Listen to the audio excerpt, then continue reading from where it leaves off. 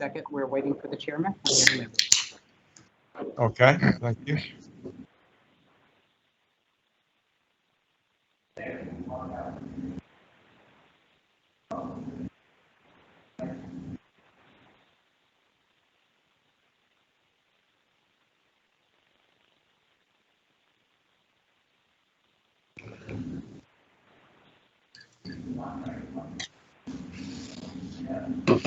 Tanya, I pulled the trigger on my Peloton. It's like an 8-week. It's like an 8-week delay. Wow. Are we ready to start back up? I think we're all back. Okay. And Ms. Stowers, is she online? There we go. Wonderful. Okay. Hello. All right. I'd like to go ahead and continue our informational hearing. And Ms. Davis, can we open this up for public comment now? Absolutely, sir. AT&T moderator, can you please check to find out if we have any public commenters waiting to make their comments? Yes, ma'am. Ladies and gentlemen, as a reminder, if you'd like to provide a public comment today, please press 1, then 0 on your touchtone keypad. An operator will provide you with your line number and further assist you. You may withdraw your line number at any time by repeating the same command. Once again, if you'd like to provide a public comment today, please press 1, then 0 at this time.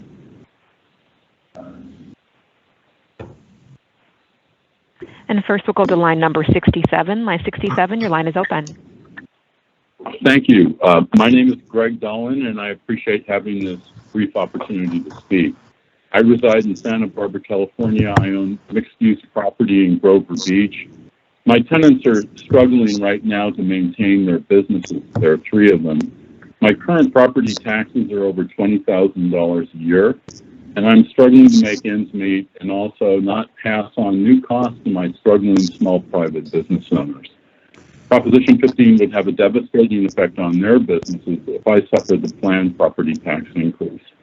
As a resident of California since 1954, I have witnessed the tragic evaporation of small private businesses to be replaced by corporate giants. Please do not further expedite this process. And I'll also mention that I value education. I'm a PhD, and some might accuse me of being a liberal, but I'd like to see this not implemented. Thank you. Thank you for your comments. Next speaker, please, and please limit their comments to 1 minute. Thank you. And next, we'll open line number 112. Your line is open. Thank you. My name is Karen Rorda. I live in San Francisco, and I support Prop 15. The speakers opposing Prop 15 claim an increased property taxes will cause this ill-timed burden to be passed on to small businesses by causing an increase in rent. Come on. Those businesses are already paying market rate rent. Do you really believe that landlords are charging below market rate rent out of the goodness of their hearts because they're paying less in property tax? And I have to ask, why do you want to continue giving legacy landowners a competitive edge to the disadvantage of new businesses, new small businesses, one of the keys to our state's economic recovery? It's a minority of large legacy property owners that are milking the system. This reform would no longer force new property owners, new small businesses to subsidize large legacy landowners. It would be healthier for businesses, the overall economy, and fair. Thank you for your comment. Next speaker, and please limit your comments to 1 minute. Thank you. As a reminder, if you'd like to provide a public comment today, please press 1, then 0 at this time.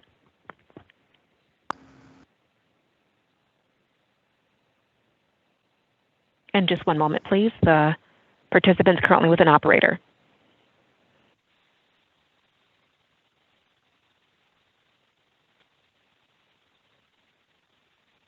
And thank you for your patience. Next, we'll open up line number 116. Line 116, your line is open. Hi, thank you. My name is Beth Clark. I'm a parent of an entering freshman at Santa Monica High School and an elementary school teacher, an LAUSB, and a UTLA member. I strongly support Proposition 15 because it will provide funding for public education, including K through 12 and community colleges. This is important because it will be the first step in providing equity in schools. It breaks my heart that I work in Venice and see that my students do not have the same access to resources and opportunities that my son has. And it all boils down to access to funds. With COVID-19, we know there are already budget cuts to cities and schools.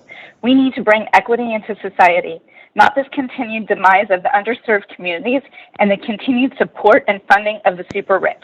This is not a tax increase. That terminology is misleading. This is closing corporate properties loopholes by the true assessment of their properties approximately every 3 years.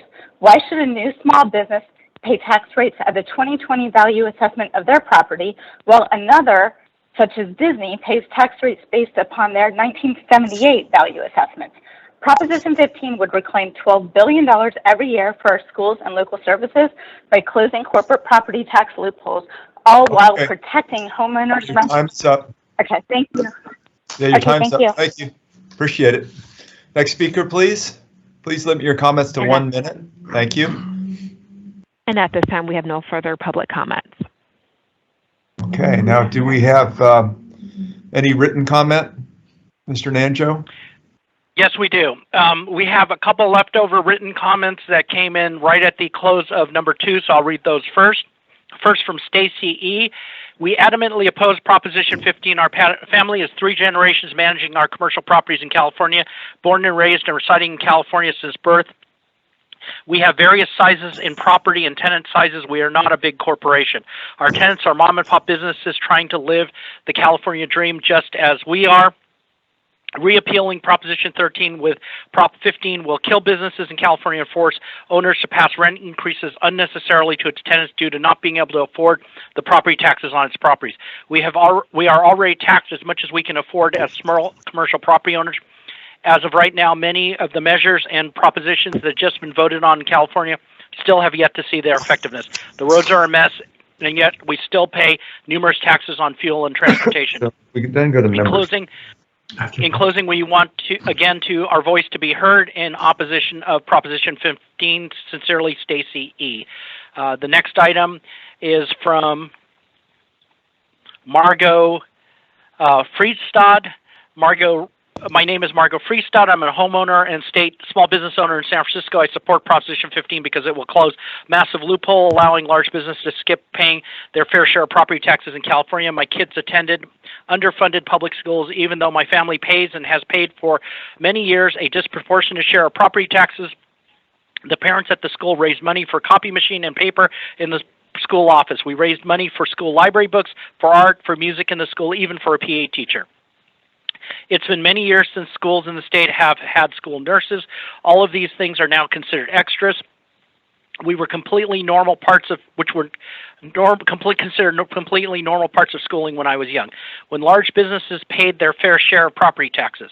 Even as we, the parents, raised money for our kids' school, we were aware and felt guilty about the fact that schools serving lower income students didn't have the ability to raise funds for extras such as middle class families did. This clearly increased racial inequities in California education and continues to do so. Our schools have been starved for decades now, with the harshest resource deficiencies falling on our most vulnerable. Proposition 15 will reclaim $12 billion every year for our schools and local services. The Board of Equalization has an important role to play in ensuring Proposition 15 is implemented effectively and that it is fully enforced. We call on the Board of Equalization to rise to the occasion. I'm asking you to support Proposition 15, a fair and balanced reform to put our schools and communities first. Sincerely, Margot Friestad, small business owner, San Francisco. The other one is from Phyllis Hoffman, and Phyllis writes,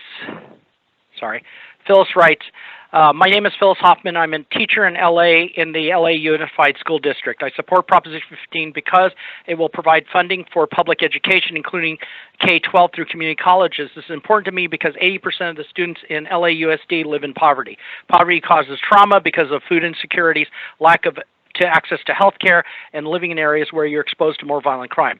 When our students return to school, they will have suffered even more trauma because of COVID-19 getting their families sick, having families members die from it. Our students need better access to psychiatric social workers. Free community clinics that offer these services cannot keep up with the demand. Proposition 15 would reclaim $12 billion every year for our schools, our local services by closing corporate property tax loopholes, all while protecting homeowners and renters, small businesses, and agriculture. The Board of Equalization has an important role to play in ensuring Proposition 15 is implemented effectively, that is fully enforced. We call upon the Board of Equalization to rise to the occasion of implementing a change that Californians like me have needed for a very long time. I am asking you to support Proposition 15, a fair and balanced reform to put our schools and community first. Sincerely, Phyllis Hoffman, second grade teacher, San Pedro. And the next one we have is from, let's see, going down. This is a comment for item number 3, and this is from an anonymous public commenter.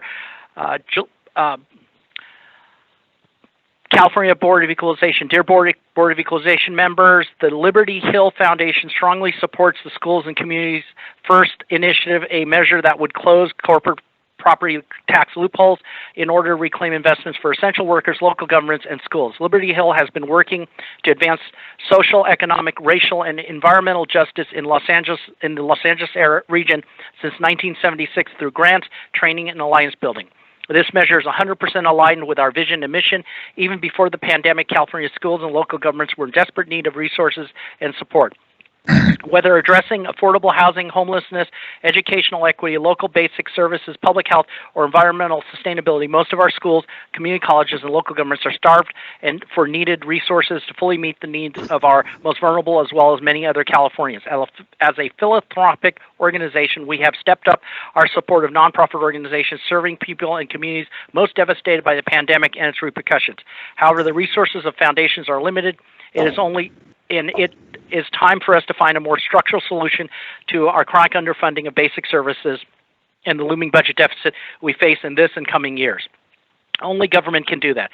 As California leaders have made critical decisions about rebuilding in the wake of the pandemic, Schools and Community First offers a strategy not only to restore the prosperous parts of California's economies, but to also take significant steps towards improving on the shortcomings that held us back even in the best of times. Now, even more than ever, we need the kind of reform that Schools and Communities First provides, and we simply can't afford corporate property tax loopholes at the expense of our state's future.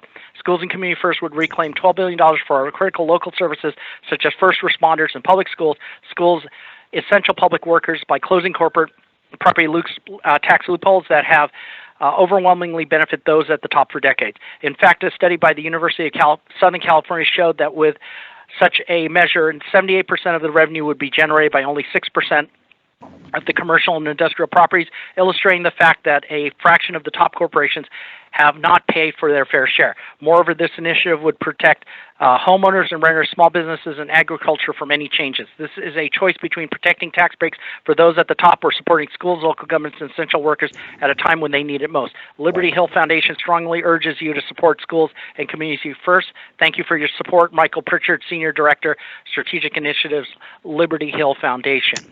The next comment. Excuse me, this is Vice Chair Schaefer. Mr. Nanjo, did you not introduce the prior comments as being anonymous? I don't think they're anonymous. They're subscribed to by Liberty Hill and somebody by name. Yes. What happened is at the beginning where the name, address, and phone number is listed, it was blank, which is why I thought it was anonymous. Oh, thank you. I just want you to know I'm listening, okay? That's fine. Thank you very much, sir. The next comment is, again, unidentified. This is anonymous. This is a, quote, this is a untimely effort to raise taxes on hardworking and small business owners who have been walloped by the coronavirus.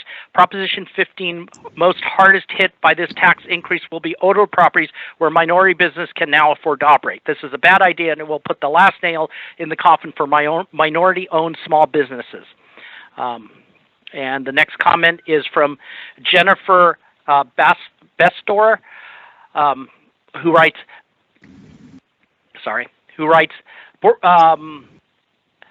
if Board of Equalization members, if Proposition 15 passes, I wish to you well in trying to implement its surprisingly punitive mechanisms within your mandate. Ensuring property tax assessments are uniform and equal across the counties in California will never have been as difficult nor as crucial.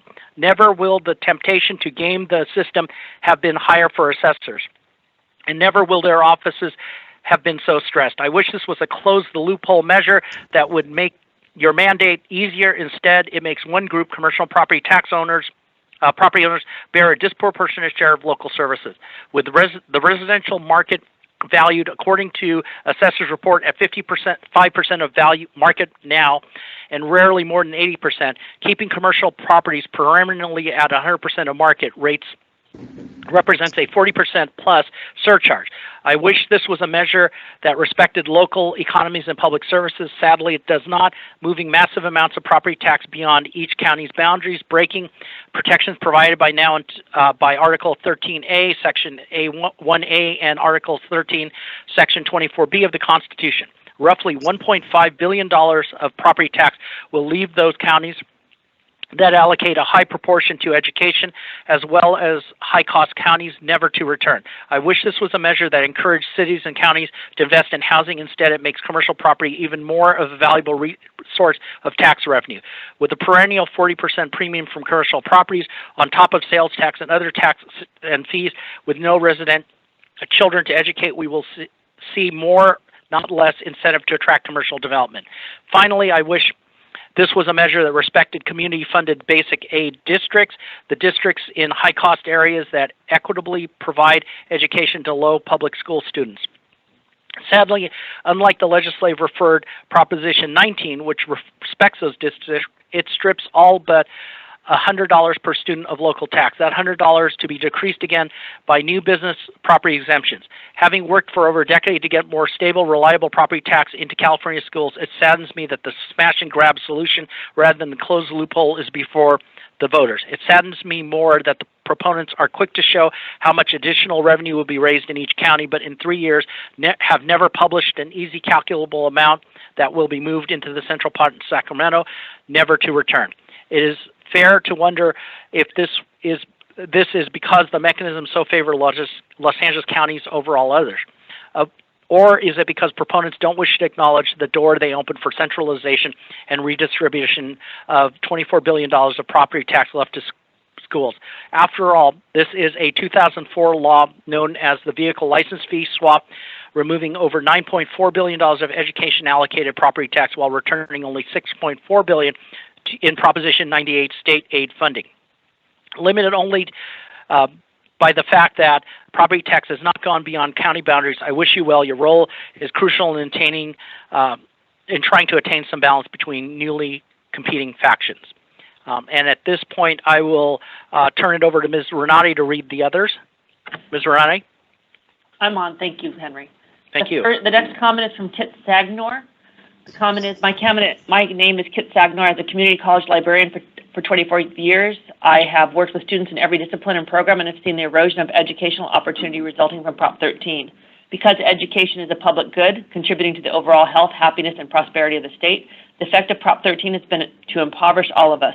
Prop 13 was sold to the voters as a protection for individuals, particularly low-income seniors, but it has allowed wealthy corporations to evade their civic responsibility. As the bumper sticker says, if you think education is expensive, try ignorance. Well, now we have tried ignorance. It's too costly to continue. Please support Prop 15. The next comment is from Veronica Carrizales.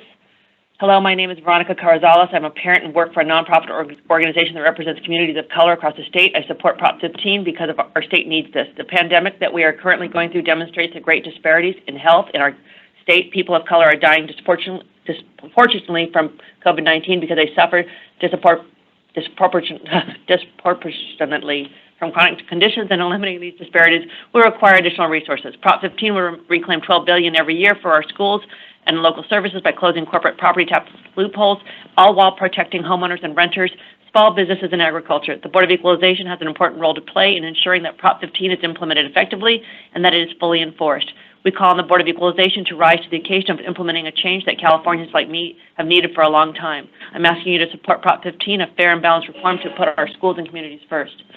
The next comment is from Jim Coleman. On behalf of Namdar Realty, the owner of Sunrise Mall in Citrus Heights, California, we oppose Prop 15. As a result of COVID-19, and many of our retail tenants have been closed for business for the last 3 months. We are in a state and national recession with record unemployment. We are in the process of investing nearly $1 billion in redeveloping our mall to provide new jobs and new tax revenue for the city of Citrus Heights. This is not the time to raise property taxes or any tax.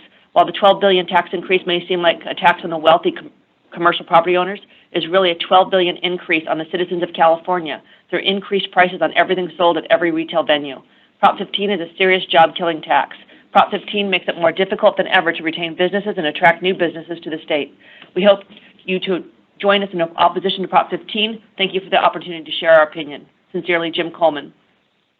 The next comment is from Harold Clavin. Harold Clavin, retired property owner. Now is not the time for the largest property tax in state history that will hurt small businesses by raising their property taxes and rents while increasing costs for everything we buy. I'm against Prop 15. The next comment is from Carol Moon Goldberg. I am Carol Moon Goldberg, President of the League of Women Voters of California, a sponsor of Prop 15. Now more than ever, we understand how much Californians need and rely on services provided by local governments and schools. We have seen the need for public health services and services to our seniors and children. Prop 15 puts revenue directly into the hands of the local decision makers so they can best meet the needs of their communities, and will be done so transparently so residents can see how it is used. It will create a more equitable and fair tax system, one that is less subject to the volatility of income and sales tax revenues. Prop 15 will build a better, more stable future for our state and our communities and our families. And that is the last comment I have as of this minute. Great. All right. Now, do we have any other public comments on this portion of the agenda? Hearing none. Member Gaines, we have one more. We have one that came in via written submission. This is from Jeanette Clavin. My name is Jeanette Clavin. I'm making a public comment regarding Proposition 15. I do not want the proposition to go on. I'm against it. So just wanted to be sure that is taken care of. I tried to submit it on the internet, but it did not go through. So okay. That's from Jeanette Clavin, and that's the last one. Thank you, sir. Great. Member Gaines? Yes. Pardon me, this is Ms. Davis. We have one more comment on the public comment line. AT&T moderator, if you can check to find that person who'd like to make their comments known. Yes, ma'am. If you'd like to make your comment now, please press 1 then 0, and I can open up your line for your public comment. If you please limit that comment to 1 minute, that'd be great. Thank you. And I've opened up your line. Please go ahead. Hello? You may comment. You ready? One moment. Okay, your line is open. Please proceed. Yes. Thank you for taking this comment. My name is Rondi Staslow. I am a senior and homeowner in Oakland. I support Proposition 15 because it will provide funding for local services such as public libraries. This is important to me because I enjoy the services the library provides, as does my husband, who reads with his care provider. Proposition 15 would reclaim $12 billion every year for our schools and local services such as public libraries by closing corporate property tax loopholes, all while protecting homeowners and renters, small businesses, and agriculture. The Board of Equalization has an important role to play in ensuring that Prop 15 is implemented effectively and that it is fully enforced. We call on the Board of Equalization to rise to the occasion of implementing a change that Californians like me have needed for a very long time. I am asking you to support Proposition 15, a fair and balanced reform to put our schools and communities first. Sincerely, Rondi Saslow, senior and homeowner in Oakland. Thank you. Thank you very much. Is that the end of our public comment? If so, I'd like to go ahead and move forward to members' questions or comments. Member Gaines, if I can make one comment for the public before we go on. This is Henry Nanjo, Acting Chief Board Proceedings. I just wanted to notify the public that we are doing the best job we can to read all public comments that are submitted. If we do not get to your public comment, or even if we do read it, all public comments will be posted on the BOE website, so your comments will be available for everyone. Thank you. Yeah, thank you for clarifying that. Members, any questions or comments? I have a quick one. I'm trying to, I know we're trying to expedite this thing, so I'm going to limit it to just the one. And it's, first of all, I just want to thank both the opponents and the proponents and opponents about, especially on Prop 15. I think they did a good job on both sides of the issue. The only thing that I'm still not clear on is, and it's a question for both of them, how do they define a small business? What's their definition of a small business? Okay, do we have the opponents and proponents online to answer that question? Hello? Well, this is John Kabatek. Technically, so the federal definition technically is 500 or fewer employees. The state definition has historically been 100 or fewer. The average small business in California ranges between 5 and 9 employees total. So it just depends on kind of what you're seeking, but there's different definitions depending on state or federal, but that is the average range. Yes, can you hear me? This is Lenny Goldberg, proponent. Yes, we can hear you. Yeah.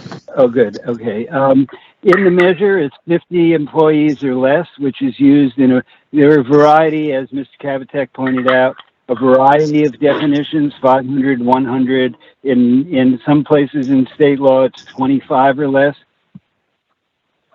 50 employees or less. But the other, and that would be all personal property. For all businesses, however, the first 500,000 off the bottom, which eliminates 90% of personal property taxpayers, would be exempt, and that's for all size businesses, as well as the under 3 million in terms of property owned, and that would be total property owned by the property owner. So that's a different take. It's a property-based take. Otherwise, the small business would have 50 employees or less. Thank you. Okay. This is Vice Chair Schaefer. Yeah, Yeah, I'd like to ask Mr. Nanjo if he could give me a little memo within 10 days on the rights of anonymous person to remain anonymous. I would like to think that anybody speaking or appearing would have to have a vested interest in California or in property, and there's no way that can be known if we don't know who they are. But I'm interested in seeing what the Supreme Court of our state or the nation has said about anonymity, and if you could have that for me within 10 days, I'd appreciate it. In my district, Member Schaefer, this is Henry Nanjo, Chief Counsel. Yes. I could direct you to 2 materials. It's statutory. It's in the government code. It's in your legal administration training binder under Bagley-Keene. It is also in the AG's handy guide to Bagley-Keene law, and it specifically states that that the public commenters are not obligated to give their names. Thank you. Is there a statute you could refer me to, government code or whatever? It is in those materials, sir. Because of the time, we can address that offline, but it is in statute, sir. Okay, offline, if you could give me the statute to look up, I would appreciate that. I also wanted to mention that Disneyland is in my district, and it is mentioned by a number of the speakers. I do want to mention that every time I go by Disneyland, there's a lot of cranes there. They're always undergoing a lot of construction, and when there is construction, there is a reassessment. So that has to be taken into account. I'm neutral on the proposition, but you treat Disneyland as if it's still operating on 1978 assessment values, and that would not be so if there's ongoing reconstruction of various facilities, and I think that's the case with Disneyland in Orange County in my district. Thank you. And Member Schaefer, it's Government Code Section 11124. And as I mentioned, it's in 2 locations in your materials. All right, thank you, Mr. Wonderful. This is Lenny Goldberg. May I comment on the Disneyland question, because we've looked at it carefully? Member Schaefer, did you want a comment? Yes, I would take a comment. Thank you, Mr. Goldberg. Please. Okay, thank you, Mr. Schaefer. We have looked specifically at the land. The land is at 1975 values. the land, we understand a huge amount of new construction and new rides, and no way exactly can you, that's a difficult job for the assessor to assess the value of all those. But the fact is the land is easy to reassess. It's at $5 a square foot, from 1975 values. And if you look at some of Disneyland's own expansion land, they're at $100 a square foot. There's property in the area at $140 a square foot. Similarly, Disney Studios in Burbank is at $5 a square foot on their land. They've built a lot of new things there, obviously, and that's new construction. But nearby NBC Studios is, because they've had a change of ownership, is $186 a square foot. So you have huge discrepancies in the land. And as I mentioned in my comments, 60% of the value of this comes from undervalued, underassessed land. And that's exactly the case with Disneyland. Oh, I thank you for that information. I also read something very interesting online about the country clubs in Los Angeles County, which I'll ask Mr. Prang about.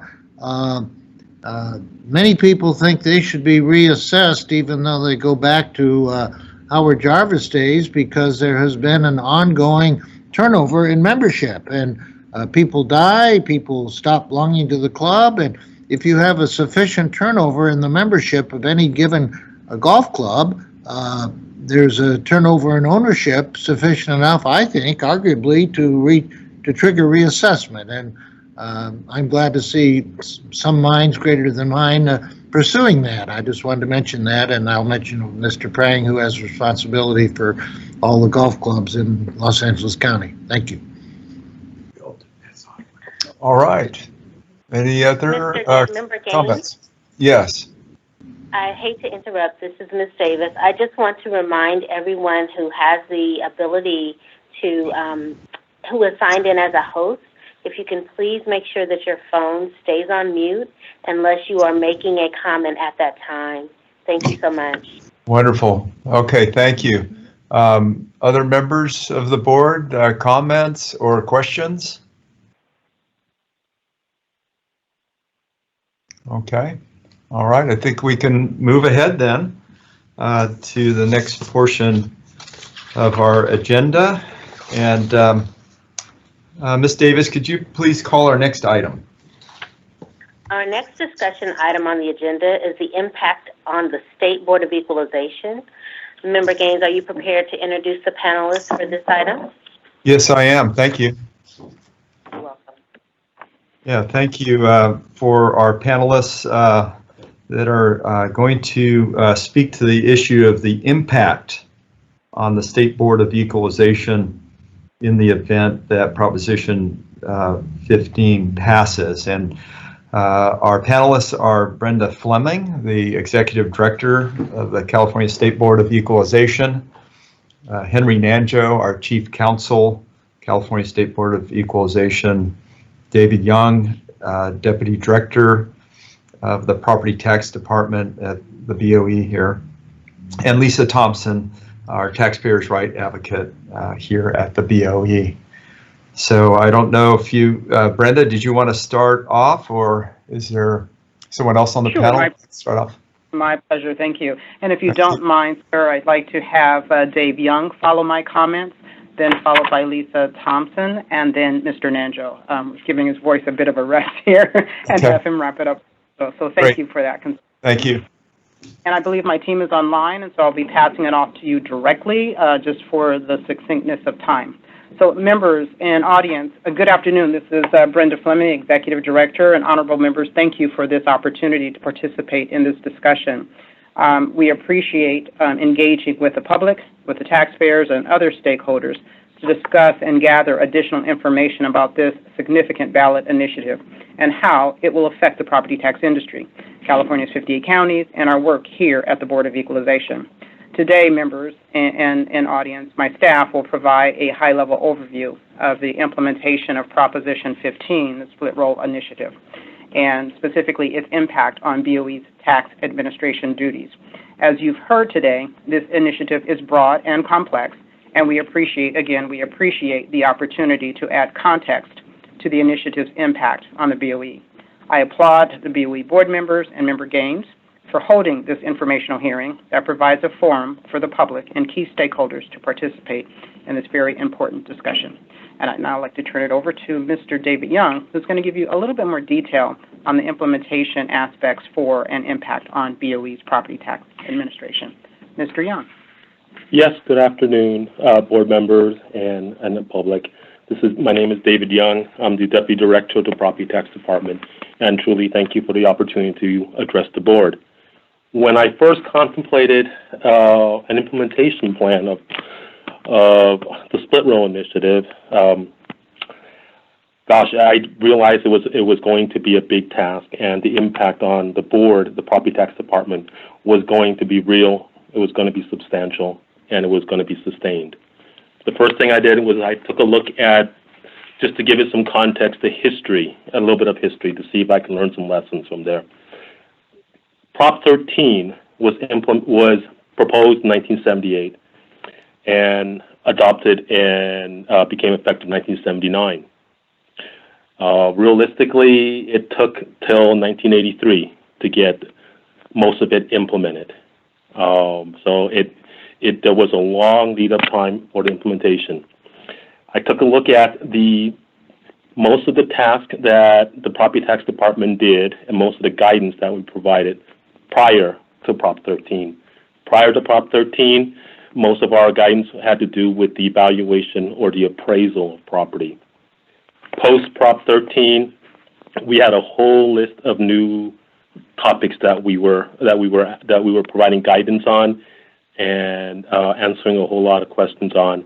Those include new construction, change in ownership, supplemental assessments, parent-to-child exclusions from reappraisal, grandparent to grandchild, disaster relief, Prop 60, 90, and 110. Those are provisions where you could transfer your property tax base from one property to another, and also the new legal entity ownership program. The commonality for all of those they are Prop 13 based. They're an artifact and a consequence of Prop 13. Transferring a base year value to a child is only meaningful if you can keep that base. Cyclical reassessment makes that a non-issue. So let me take a look at what we currently do. What we currently do is we have three major functions, and I'll try to tell you how it impacts each one of those functions. The three major functions are in training and certification, our assessment practices unit, which provides that guidance that I spoke of, and our survey program. Our survey program takes a look at each county assessor's practices and procedures. So the first one, the training and certification. According to the Assessors CAA, the California Assessors Association's own white paper that they have published on the split roll, they project at 900 plus new appraisers that they would need to implement Prop 13. The split roll initiative. The state, the BOE, is responsible for certifying new appraisers. They're responsible for providing training to new appraisers, to all appraisers. We're responsible for tracking their training hours and to actually administering the certification exam. So the initial task of certifying all the needed new appraisers will be added, a very much expanded duty for the board. The next area is our assessment practices unit. The board issues guidance in various forms. We have letters to assessors. We issue actual guidelines on how to appraise property and how to assess properties. We issue confidential letters to assessors only. They do much the same. And we also issue assessors' handbooks. An assessor's handbook basically is a operational manual, a guide on how to appraise and assess properties. We have 29 of those. There will be a large number of those that will need to be updated and revised because of the change in the split roll. The 29 of them, I just in rough numbers, maybe half of those would need some form of revision or another, and many that will require a major revision. A major revision of a handbook is approximately a 2-year process. So there is substantial work to be done there. We also have an increase. We anticipate an increase in inquiries from assessors, taxpayers, and other stakeholders. Of the items that I mentioned before, the new construction, the change in ownership, the supplemental assessment, parent-to-child exclusions, and all the other base year transfers, those topics make up the majority of the inquiries that we receive now on from our assessment practices, our assessment services unit. This is, mind you, this is about 40 years after the implementation of Prop 13, and we're still receiving those. With the change in split roll, I suspect and I anticipate that we will get another increase in that type of inquiry, and it will be a sustained increase. We also, with the split roll, we're also tasked with a couple of very specific new tasks that we currently do not do. They include developing a audit program for the self-certification of those entities that are small businesses. We're also required to develop an inflation factor for the $3 million property limit and the $500,000 personal property limits as to what is basically not subject to the split roll. And the last thing in that category under assessment practices unit will be we will need to review and promulgate new property tax rule. If you recall, last month in June, the board approved an amendment to property tax rule 462.500. That is a property tax rule that is tied to Prop 13. It deals with the transfer of a tax base from property taken by eminent domain. So 41 years after Prop 13 has passed, we are still promulgating rules as to how to implement Prop 13. And the very last item that major function that I want to bring up is our assessment practices survey program. This is the program where our staff goes out and reviews the 58 county assessors' practices and procedures. With this, we will need to, one, develop a new program in which to review the implementation of the split roll in the county assessor's offices. And we will need to also, as part of that, we will need to look at how we review the assessment of commercial property. So those are the major functions that we will have to basically take a look at and prepare in the eventuality that split roll passes. I've identified the major areas, but much of the hard work is still to be done, and they actually include quantifying the resources and the staffing we will need in order to make all this happen. That is my report on the impact on the property tax department. So I turn it back over to you, Ms. Brenda. Thank you, Dave. Ms. Thompson, if I could have you provide some brief comments. Yes, hello. I'll keep my remarks brief so there's time for outside comments as well.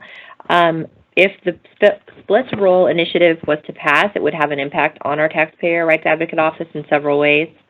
Our office would need to closely review the statutory changes and guidance issued by our agency's property tax department so that our office understands the laws that pertain to different taxpayers, so we will be able to assist them when they contact our office with problems in the assessment and collection of a property tax area. Our office would also have an increase in workload from taxpayer contacts because certain properties would no longer have protections of what is commonly referred to as Proposition 13, such that some properties will be assessed at market value rather than at factored base year value, with increases limited to no more than 2% a year. So because some taxpayers will be assessed a higher value than they had been previously assessed in prior years, resulting in higher property taxes. We anticipate a greater number of taxpayers contacting our office with concerns about their property's assessment. Because the split roll initiative has components for exemptions of personal property, we anticipate an increase in workload from taxpayers that essentially were not granted exemptions that are contacting our office.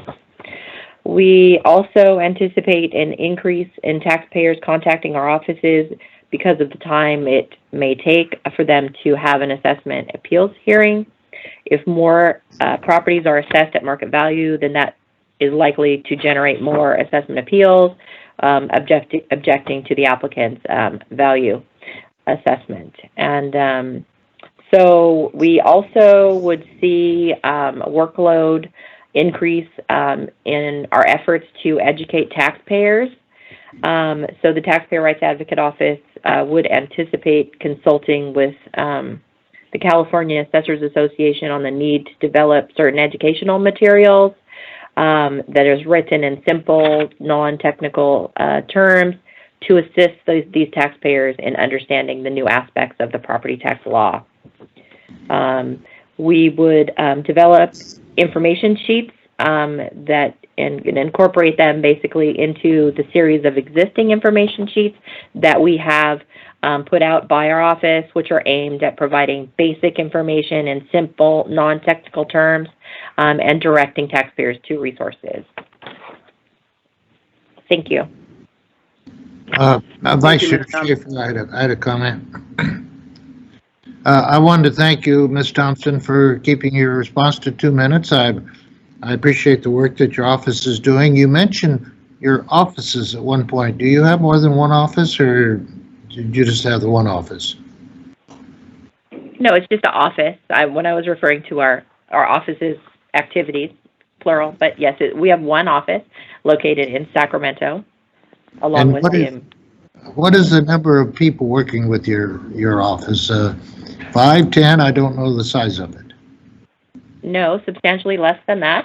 So, that has myself as the taxpayer rights advocate appointed for the agency, and I have a senior specialist property appraiser that works in a technical advisor capacity that has been vacant since December, following the retirement of that person. So that's 2.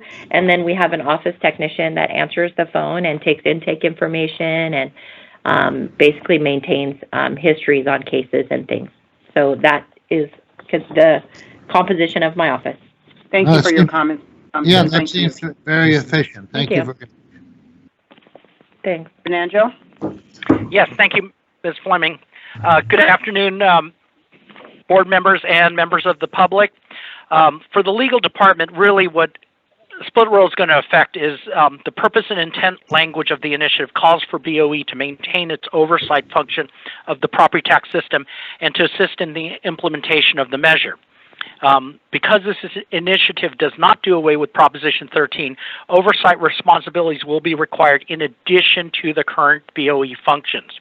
The major responsibilities that split roll would add for the legal department is potential legal and technical support for the newly created proposition or passage of it, definitions that have to be worked out. Suffice it to say, the guidance that legal is going to have to give is akin to a phrase, the devil's in the details.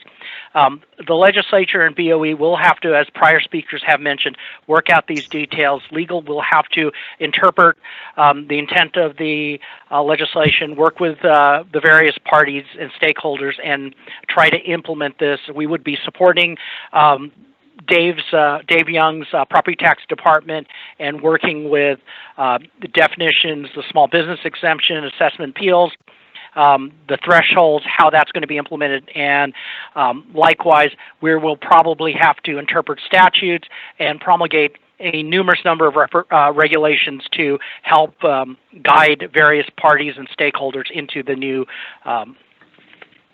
initiative. Thank you. Thank you, Mr. Nanjo. That concludes our report. Thank you very much. Executive Director Fleming. And we'll now move to comments. Do we have any comments from the board? Questions or comments? Yes, this is Chair Vasquez. I had several, but I'm going to limit it to just the one. If I can get Ms. Thompson back on, I was just going to ask her, based on the review of this initiative, how would you advise small business taxpayers of their rights if the assessor does not agree that the property is under $3 million or 75% of the property's use is residential? I think if the split roll initiative was to pass, I mean, again, we would have to look at what the law indicates.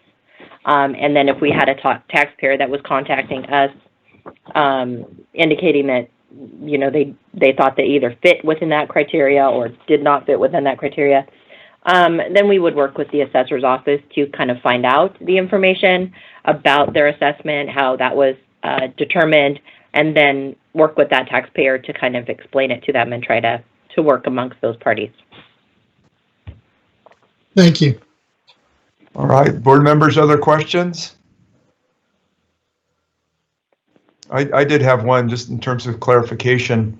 In the event that you had a small business designation, how would a property appeal occur? What would be the pathway for that? Is it through the courts, or do you go to an appeals board, or how is that handled?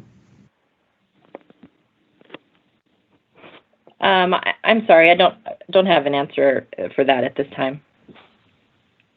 Okay. Mr. Henry, Mr. Nanjo, is that, if I'm not mistaken, I don't think it changes the appeal process other than what's articulated in the language. I think we're going to explore some of that later on in our program here, but I think the actual assessment appeal process is still available. But once again, much of that will be in the implementation language.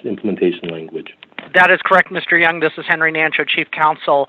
It would be the same process that is currently in existence with the Assessment Appeals Board. It's just going to require a lot more work on their part, where the work for program staff, or I should say BOE, comes in is mostly in providing guidance, interpretation, working with the stakeholders, and making sure that the program, if you will, is implemented fairly and appropriately across the state. Is that correct, Mr. Young?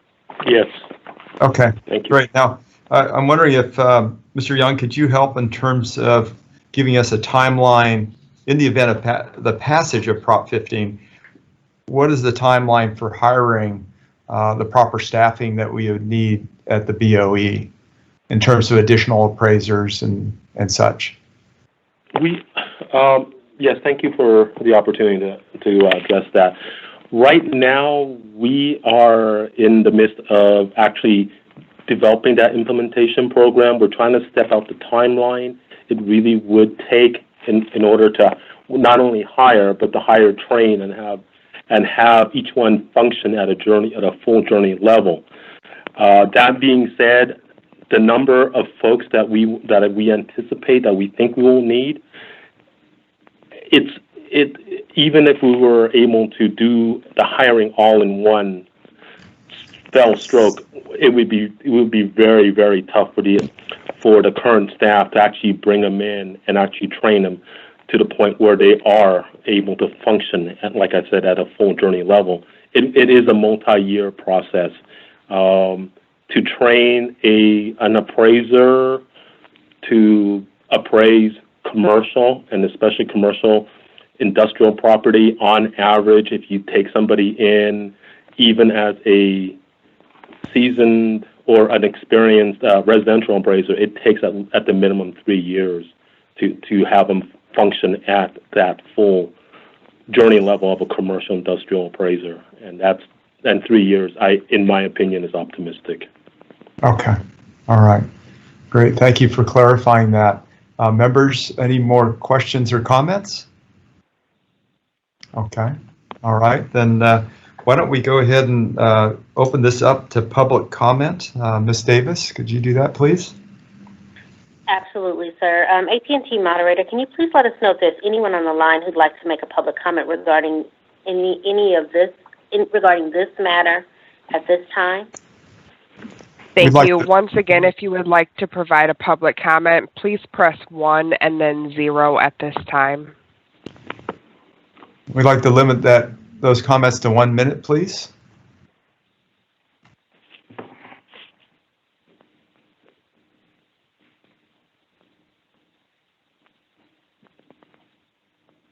I have no comments in queue at this time. Okay, if there are no public comments for this portion, we'll move on to the next item. Ms. Davis, could you please call that? If we can just take one moment, I believe we may have written comment for that item before we move on. Sure. Mr. Nanjo, have you received written comment for the item that was just presented? I do not have any written comments for this item at this point. Thank you. Okay. Okay, so if we can move forward to the next item, please. Absolutely. Our next item is a discussion on the impact on county assessors. Member Gaines? Great, thank you very much. So this at this point, we have the opportunity to have a great discussion on the impact of our county assessors. And we've asked 3 speakers to participate today.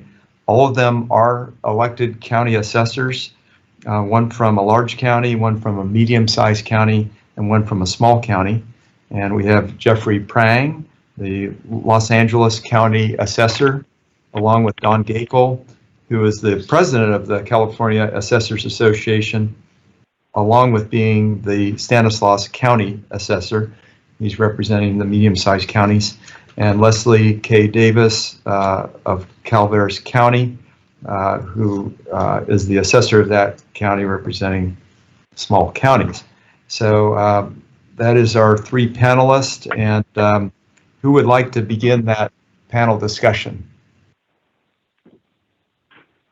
I'm happy to go. This is Jeff Prang. I'm happy to go. Wonderful. That'd be great. Thank you, Assessor Prang. My pleasure.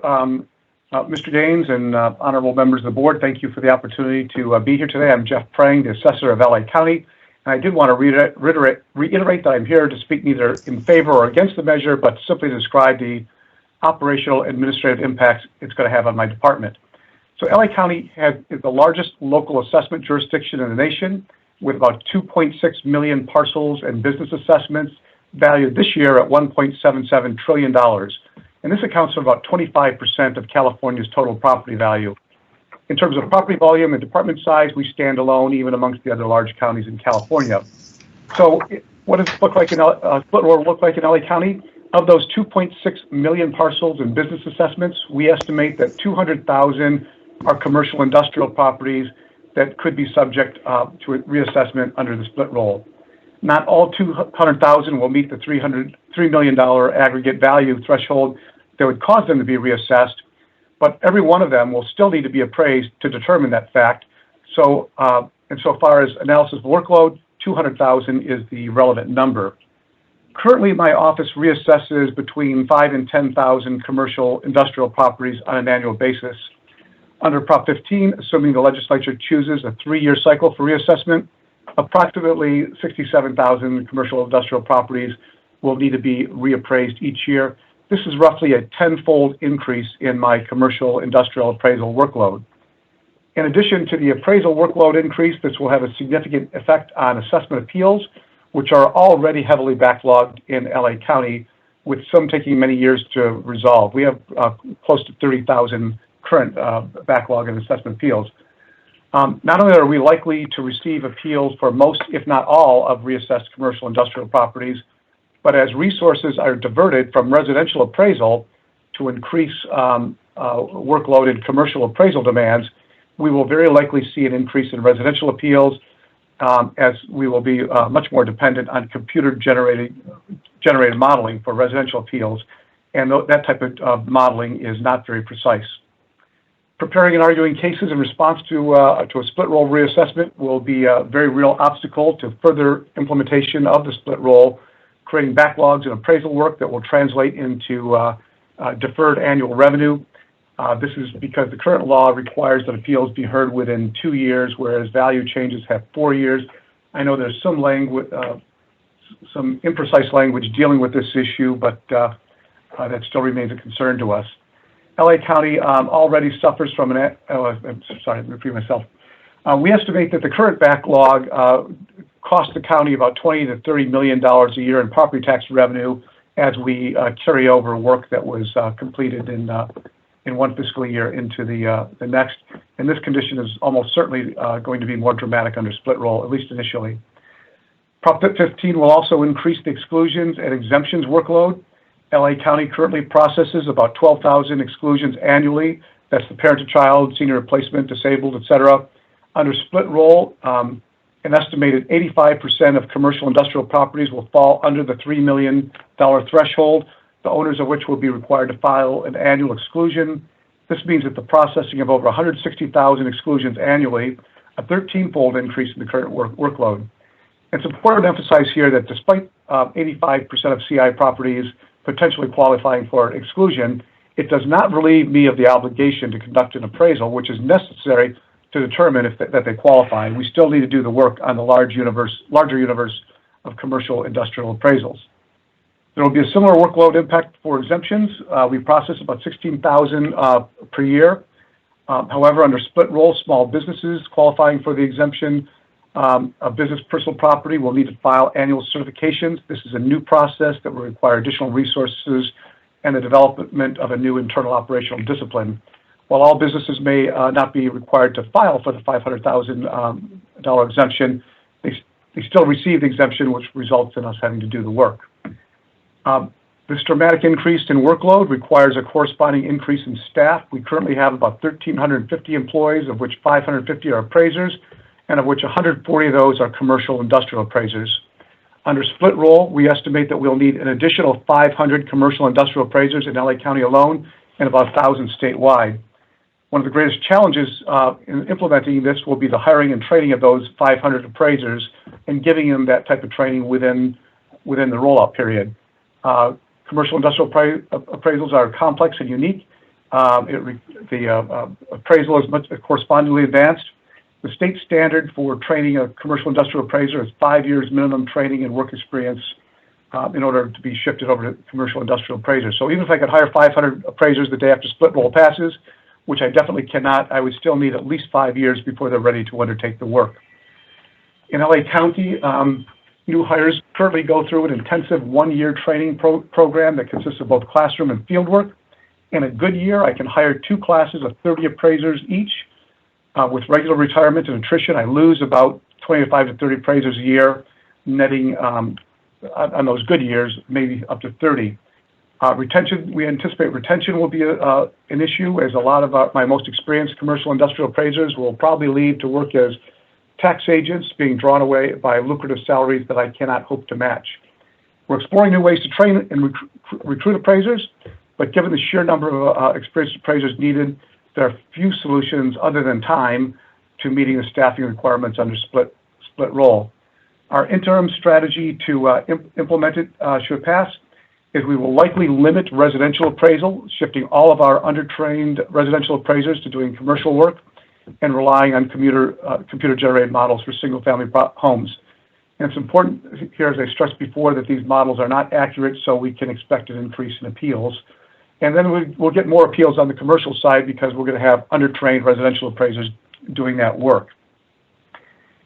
Prop 15 represents a fundamental shift in the property tax paradigm, and despite the provision of resources to assessors and the extension of implementation dates, it will still be a monumental task to implement. That being said, it's not impossible, but I just need to be clear, it's going to take much, much longer and probably much more expensive than the measure anticipates. And the initial couple of years are likely to be messy and confusing, as it's going to take us time to learn how to do this type of appraisal, which has not been done in LA County for over 40 years. It's important. I also want to take a moment to caution that the anticipated revenue increase, as indicated by the LAO, will not be generated immediately, and there could be changes in the market that will have an impact on that. So those are the primary concerns that we have in terms of implementation. I appreciate the opportunity to share those with you, and I'm happy to answer any questions that you might have. Yeah, thank you so much, Assessor Prang. I appreciate that. Maybe what we ought to do, if it's okay with the board, can we hear all three and then go to questions or comments? That'd be okay? Sure. Okay. Yes. All right, very well. Why don't we move to our next panelist? I don't know if we're going in order on the agenda. Would that be Assessor Don Gakel? Yes, I'd be happy to go next. This is Don Gakel, Stanislaus County Assessor, also President of the California Assessors Association. Our association has been tracking the split roll initiative for several years through ad hoc committee and headed by Larry Stone, Assessor of Santa Clara County. And we have produced, as I think Dave Young mentioned, a white paper on this. I'm here today to talk about the impact on mid-sized county. Stanislaus County is one of those. Being in the northern San Joaquin County, we have a population of about 550,000. Our assessment roll this year was around $55 billion. We have about 162,000 parcels. So we are significantly smaller than Los Angeles County, but still considered a mid-sized county. We're also a large agricultural county. Over 80% of our land is used for agricultural production, and we consistently rank, along with a lot of other San Joaquin Valley counties, among the top 10 counties in the nation in terms of agricultural income. So that's an important component of our property. Of our county. Many of the comments that Jeff Prang made in terms of staffing up and dealing many of those things apply to our county as well, of course, on a much smaller scale. We have about, by comparison, around 9,500 commercial and industrial properties.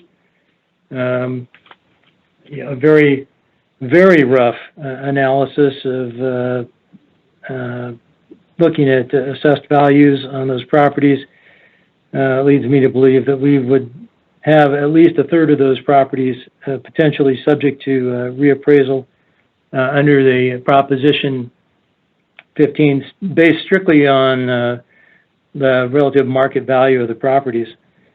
But that doesn't include consideration and analysis of change in ownership issues, which could significantly increase the number of properties that we have to assess as we analyze whether owners of a particular property also have interests in other commercial industrial property, either in Ike County or around the state. Coordination of that is one of the things that was mentioned during the BOE panel presentation. Certainly, that is going to be a difficult thing for assessors around the state to wrap their heads around and get and determine those ownership issues. It's unlikely that we will be able to acquire needed appraisers with the training they need, up to 5 years.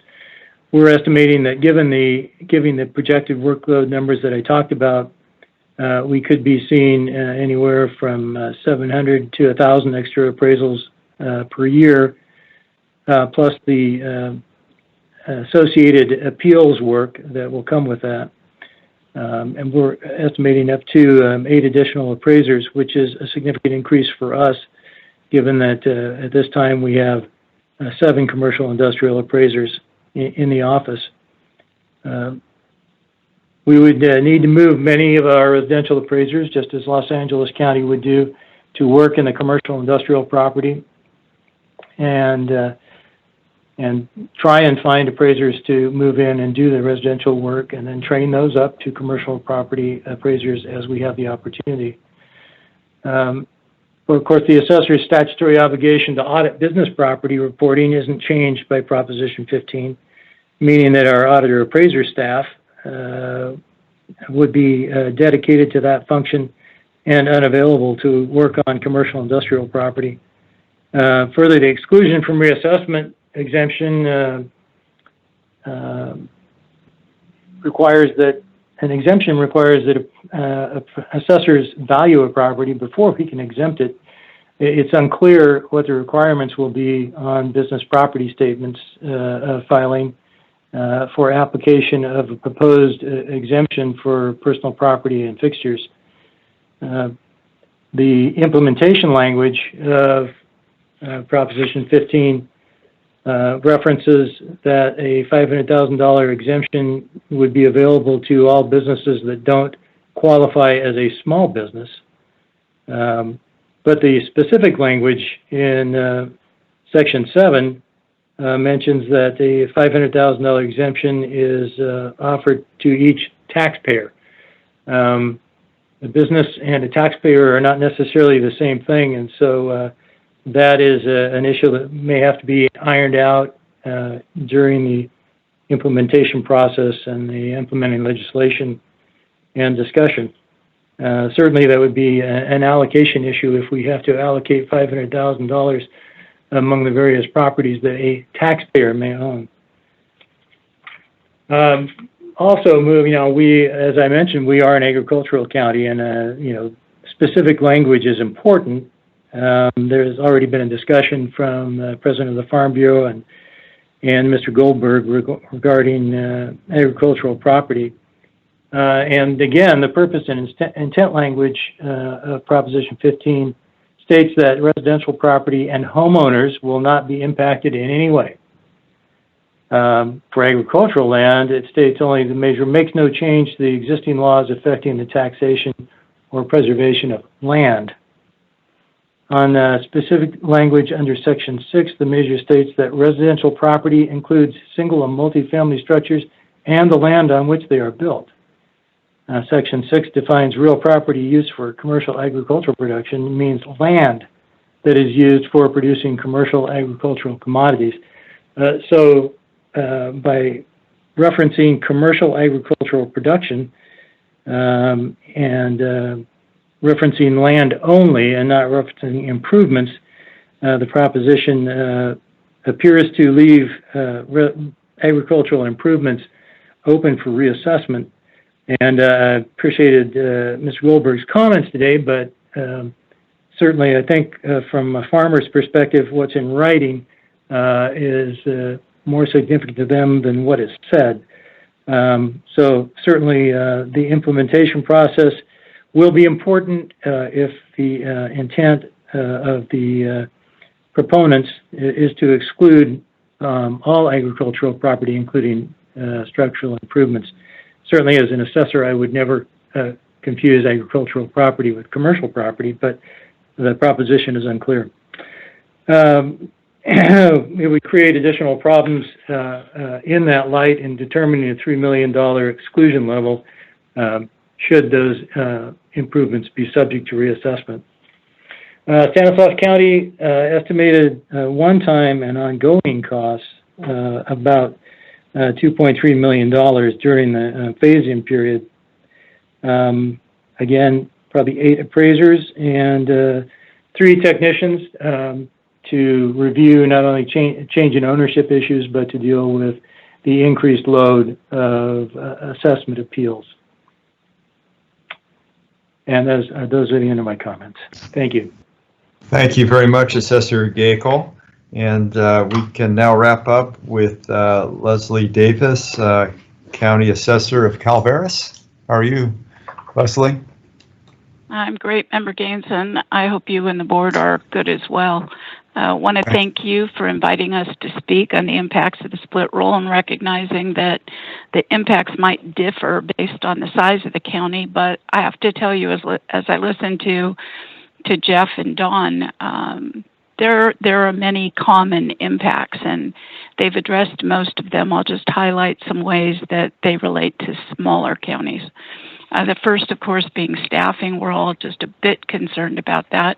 It terrified me on one level to hear Assessor Prang from Los Angeles say they expect to have problems recruiting, because I can tell you about the problems that we have recruiting, and of course we've discussed it before, but since last summer I've been recruiting for a senior appraiser and have only had 2 applicants. One took a job before he could be interviewed, and the other turned the job down because, and I quote, "it didn't make financial sense." So those financial impacts about recruiting and retaining people become very real for us in the counties with feet on the ground. Small county finances are typically tighter than the larger urban counties, although I know they feel the pinch themselves. Our salaries are typically lower, but an employee need only turn a different direction out of their driveway to commute to a larger county with better salaries and benefits. So we're not only at a disadvantage attracting experienced staff, but competing with our own colleagues. We're also at a disadvantage when retaining staff, and you've heard my statistics before. I hate to bore you with numbers, but I'll just tell you, last week I lost an appraiser who was being trained to do commercial industrial work. I now have 4 appraisers on staff, 3 of whom have a total of 26 months of experience, and I have 3 current vacancies and not a lot of light on the horizon. I listened to Don and Jeff talk about how many parcels they have, and I had deleted that from my comments so I wouldn't bore you with numbers. But just to put small counties into perspective, we have 45,239 secured parcels and another 3,700 unsecured assessments. Our total assessment roll without exemptions is about $8.1 billion. So really small by comparison to the large and mid-sized counties, but experiencing some of those same impacts. Interestingly enough for us, and I'm talking specifically about Calaveras, but you can consider this the norm across small counties, I only have 11 parcels that have an assessed value in excess of $3 million. It's about 0.75% of my entire assessment roll, and they would really have to be undervalued on a massive scale to have a net positive impact on our assessment roll. Nonetheless, we're going to have to gear up to fully implement the law, and that's going to take valuable resources. I have about 1,350 real property parcels that might be subject to reassessment if their value exceeded $3 million. The total of those is about 5.5% of my assessment roll, but I would like to add that of those commercial industrial parcels, almost 75% are in decline in value status right now, which means their current market value is less than their factored base year value, so they're actually valued less than that Prop 13 figure that everybody likes to point to. On the business property side, I have about 2,100 parcels with business property, total assessed value of a little over $95 million. Of those, 1,989 would be exempted. About 50 or 60 business property assessments are below that $500,000 threshold, and they wouldn't be exempted because they meet the requirements of a small business. That's very typical of smaller counties. The majority of our businesses are small businesses, and those values would be removed from the assessment roll. So in Calaveras County, I can expect the value of all business property to drop by about 41%. While we're losing those revenues, we're going to be incurring costs, and many of those costs will be in advance of implementation. Like the larger counties, we expect that we're going to have more assessment appeals. But it's those costs that also sort of put off alarm bells, if you will. The implementation issues that we'll face, everybody's kind of brought them up, but I just want to drive home a couple that in talking to the proponents last fall I brought up. One is the initiative uses terms that are incorrect or inconsistent with current law.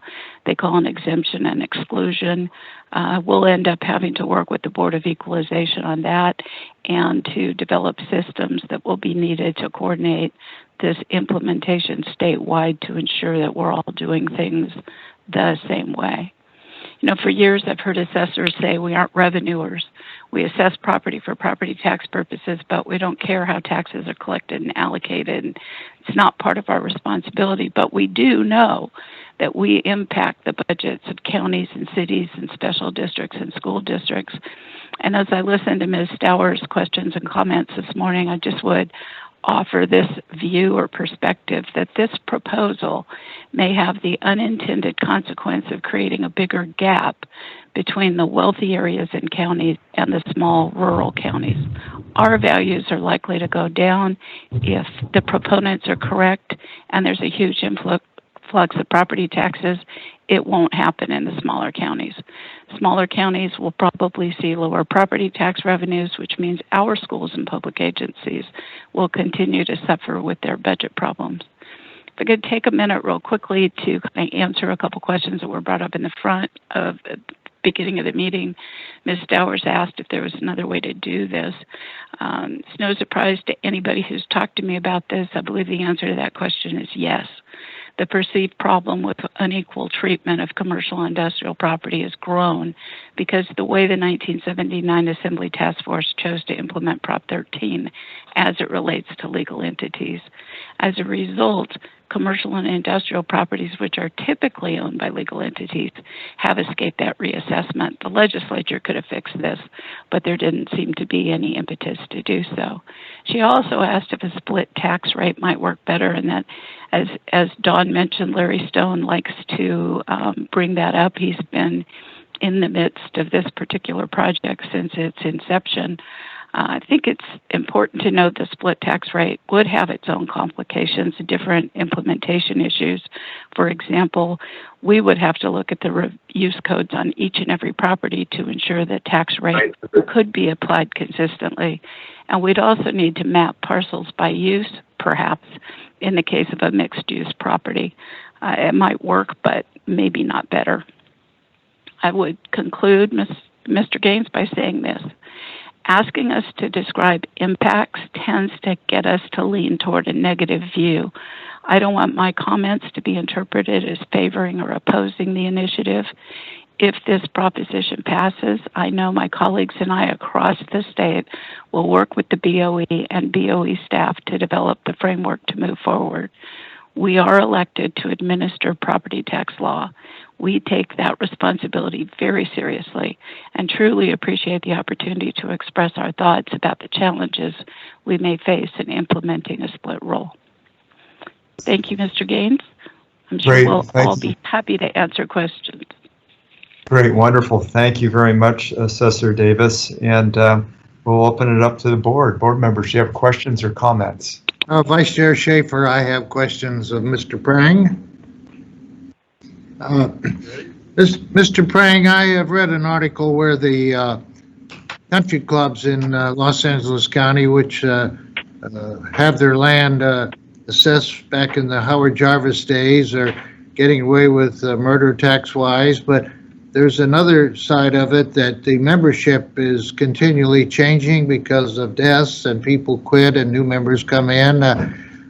There's an argument being made that there's a significant, sufficient change in membership to trigger reassessment of these clubs. I'm sure you've heard this. I'm neutral in this, but I'd like to ask you what's your office's take on the reassessment of the country clubs based on change in membership?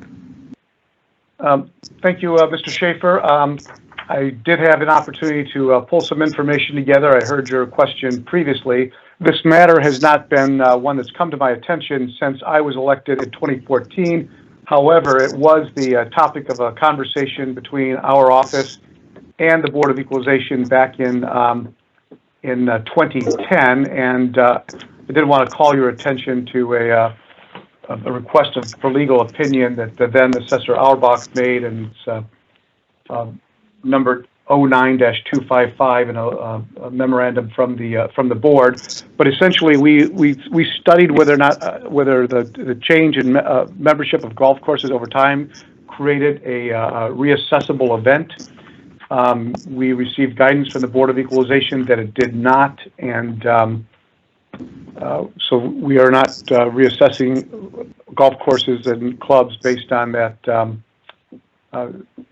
change in ownership, but it does raise an issue of equity, and I certainly am open to additional guidance for the Board of Equalization on how to address golf clubs. So you would consider us to be the Supreme Court on this issue, and what we might decide you should do, you would do? Yeah, we listen to you in all things. Okay, well, I thank you on that. And another issue, I'm aware that our best teachers, when they retire, quite often will come back and teach as senior teachers. Judges are always coming back and serving as senior judges. I would think anybody who's in a commercial assessment with your office or any offices who's retired could be invited to come back and help if we have this emergency of having to suddenly reassess properties and only be able to use people with the 5 years training experience, as you point out. I would suggest that Clark County, Nevada, and Maricopa County, Arizona, and any other urban areas would have a number of trained assessors who have retired that we could come back. And money's really not going to be an issue. You mentioned it would be very costly, but I think given the amount of money that would be coming in from the tax proceeds, I'm confident that the County of Los Angeles Board of Supervisors would beef up your budget sufficient to take care of whatever cost you would have, because it's so doggone lucrative to them. I'm not speaking in favor or against the initiative, but I'm sure that I'm not telling you something you don't know, and I just wanted to bring this up, okay? I appreciate that. Two things on that. One is appraisers from other states would essentially have to start over again as appraiser trainees because of Proposition 13, we do property assessment different in California than they do in other states. So what they've learned there might be instructive, but doesn't make them qualified to do appraisal work in California. In terms of retirees, we do have a large number of active retirees who we bring back to assist us. We are actively trying to get those, and I'm prepared to send them flowers and candy if we can get more of them here. But there's a limited pool of retirees who are willing to come back and work. It may be even more difficult given the huge volume of work that will be required if the measure passes. They may not want to work that hard as retirees, but we are certainly actively trying to recruit them. Right. Well, it's a patriotic thing if it passes, and I'm in awe of the responsibilities of your job, which in many respects are as great or greater than our job, and I want to see you succeed. And if it does pass, you can be assured that the BOE will be helping all we can. But again, I'm neutral on this, and I did argue against it at the last hearing, but now we have a whole new statute, and we're taking this, from the get-go. And thank you for what you're doing. Thank you, sir. Thank you, Member Schaefer. Members, other questions, comments? Member Gaines, this is Yvette Stars. I have a question or a request. Thank you, everyone, for your comments. Assessor Davis, you started talking about or responding to some of my questions regarding alternative, and I picked up on what you said regarding the split tax rate, but the comment that you said right before that, can you say that again? Because I was multitasking when you were talking. Paying attention. No, I was I'm multitasking. in pain. One of your questions had been, is there another way to do this? In other words, is there another way to create this equity without the split roll initiative or Prop 15? And my answer to you is yes. I think the perceived problem with this unequal treatment of commercial and industrial property has grown because of the way the 1979 Assembly Task Force chose to implement Prop 13 as it related to legal entities, and when did a legal entity actually change ownership. And I should stop right now. I know the members of the board know this. I'm one of the old people on the block. I actually started my career before Prop 13 passed. So I've lived through cyclical reappraisals. I lived through what David Young was trying to describe to you with the long implementation period, although I do disagree on 4 years. So I have a different perception of this. I think, though, that because the way the Assembly Task Force chose to treat legal entities, it created a system where commercial and industrial properties haven't been reassessed as often. That is a state law. It's not a constitutional provision, and I believe the legislature could have fixed it. I just don't think they have the impetus or the willingness to do so. Great. Thank you for the explanation. So This it's is the change, the legal. This is the Lenny legal Goldberg. May I comment? Oh. Yes, you may. Okay, if you don't mind, I have some comments on each of them, but I'll refer to who we had excellent conversations with before the drafting and really appreciate her input. You know, we tried in the 1990s to say cumulative change of ownership consists of change of ownership, so that as stock turned over, that would be considered change of ownership. But the problem there is not only did you have to track all this changes in shares of stock, there are many closely held companies that would, like Irvine Company, that would never be affected, so you don't get to the equity issue. But you also have to then track in a very detailed way every share that every partnership, of every LLC, of every REIT that changes ownership. So I really tried really hard, I have to say, in the 1990s, and Senator Quentin Kopp carried a bill that just did not work. Not only was it not passed, of course, but it also, when you look at it in great detail, it's very intrusive on property ownership, but it also has the problem that many properties still that are closely held, even if you have cumulative change of ownership, would not change ownership. And of course, the business community opposed this strenuously. And I know that Ms. Stowers' boss, Betty E., was involved in those discussions, and there just was no way to solve change of ownership in an equitable way. We could have made it more equitable, and we might not be here today, but that was so strenuously opposed. But it's still, and when we looked at it and say, okay, should we go all out for this, it didn't work. Let me speak. Mr. Prang set out some really good numbers that are very interesting.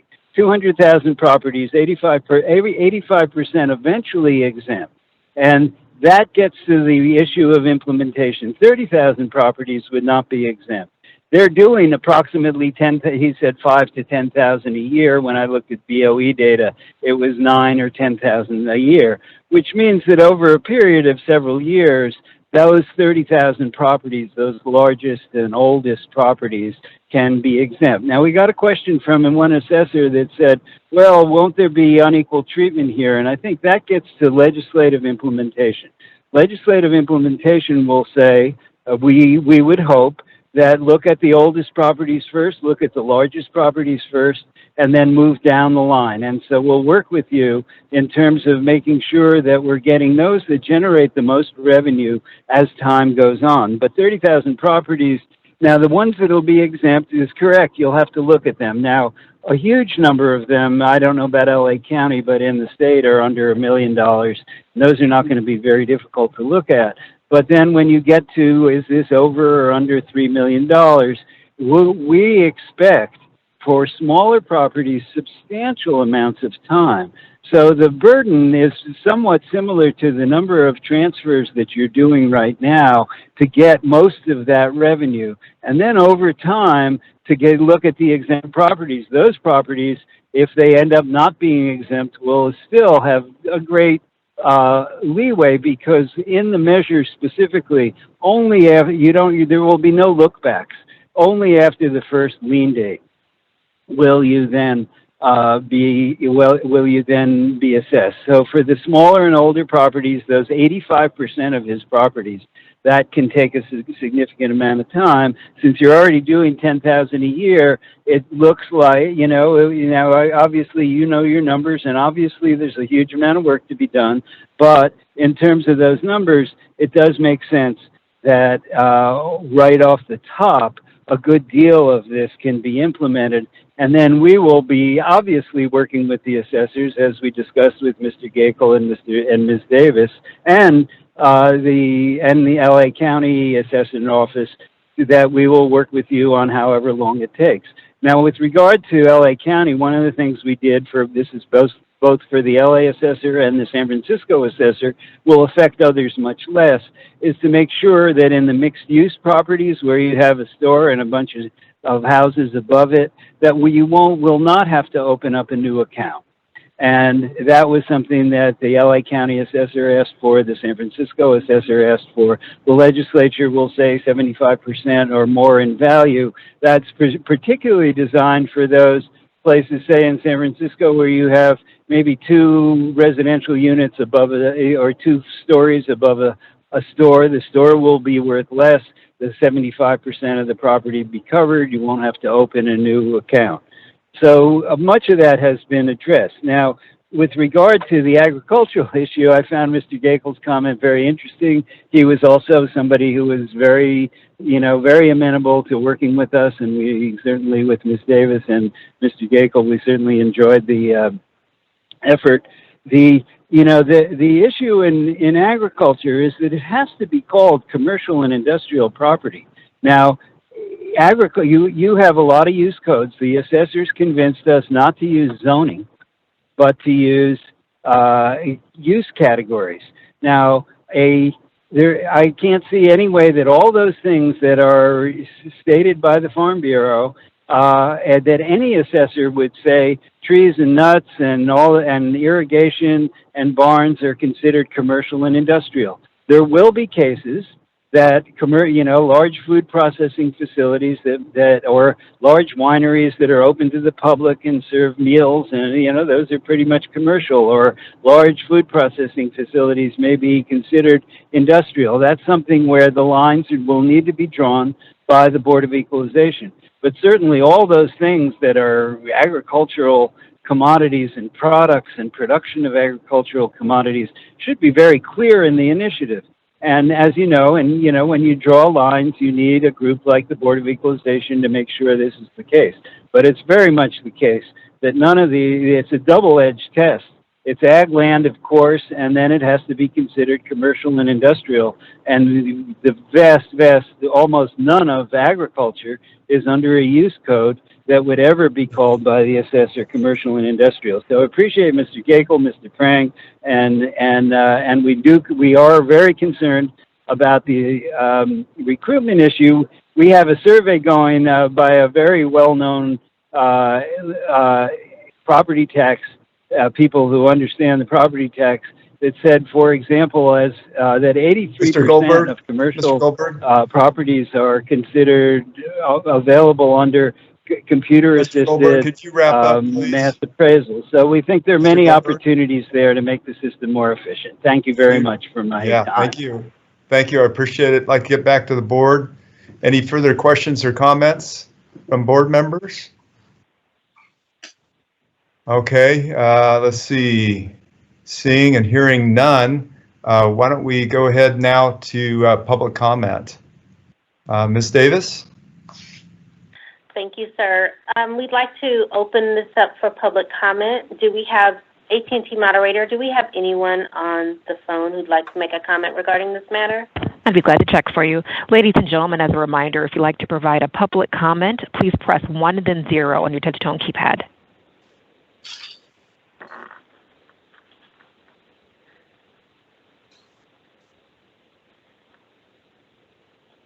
And we do currently have one person. Just one moment, please. They're with an operator.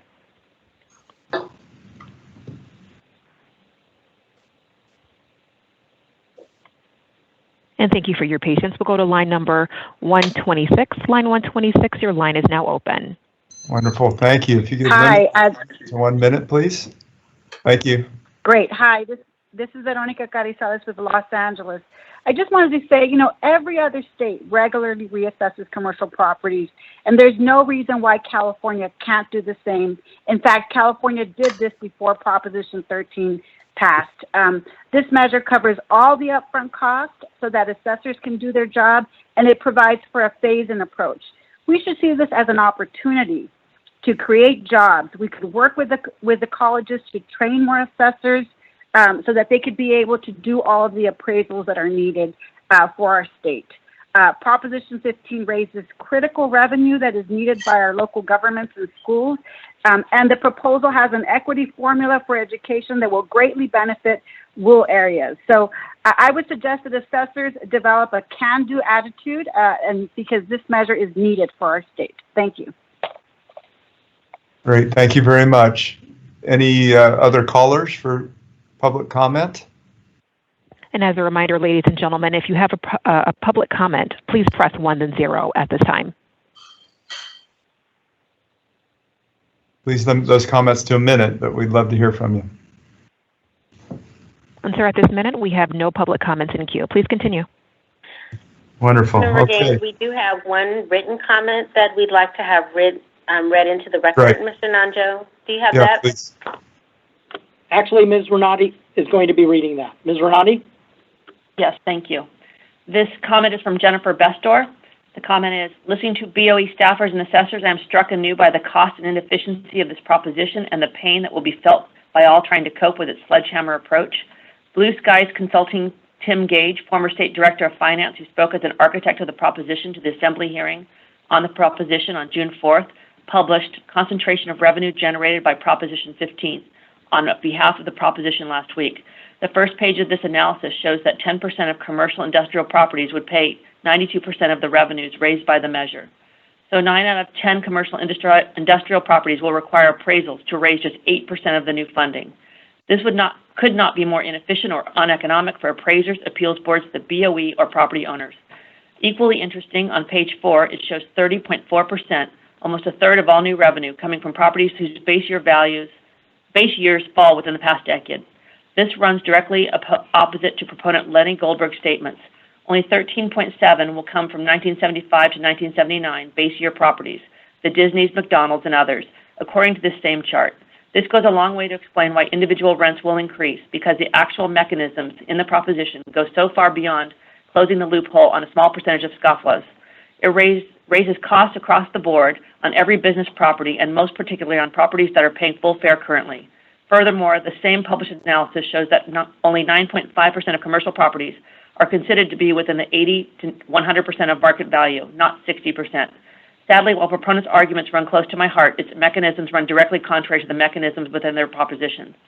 And the commenter also provided a link to a document called the Blue Sky document, which will be posted along with the public comment for Ms. Bestor. And that concludes the comment. Wonderful. Thank you for that. Ms. Davis, why don't we now look at our next item on the agenda, please? We will now move to a discussion on the impact on the appeals process. Member Gaines, are you prepared to introduce the panelists? Yes, I am. Thank you. And this is impact on the appeals process. We have 3 panelists, the first of which is John McKibben, who is the committee chair of the California Association of Clerks and Election Officials. Second is Paul Waldman, president of the California Alliance of Taxpayer Advocates. And the third is Wes Nichols, board member of the California Alliance of Taxpayer Advocates.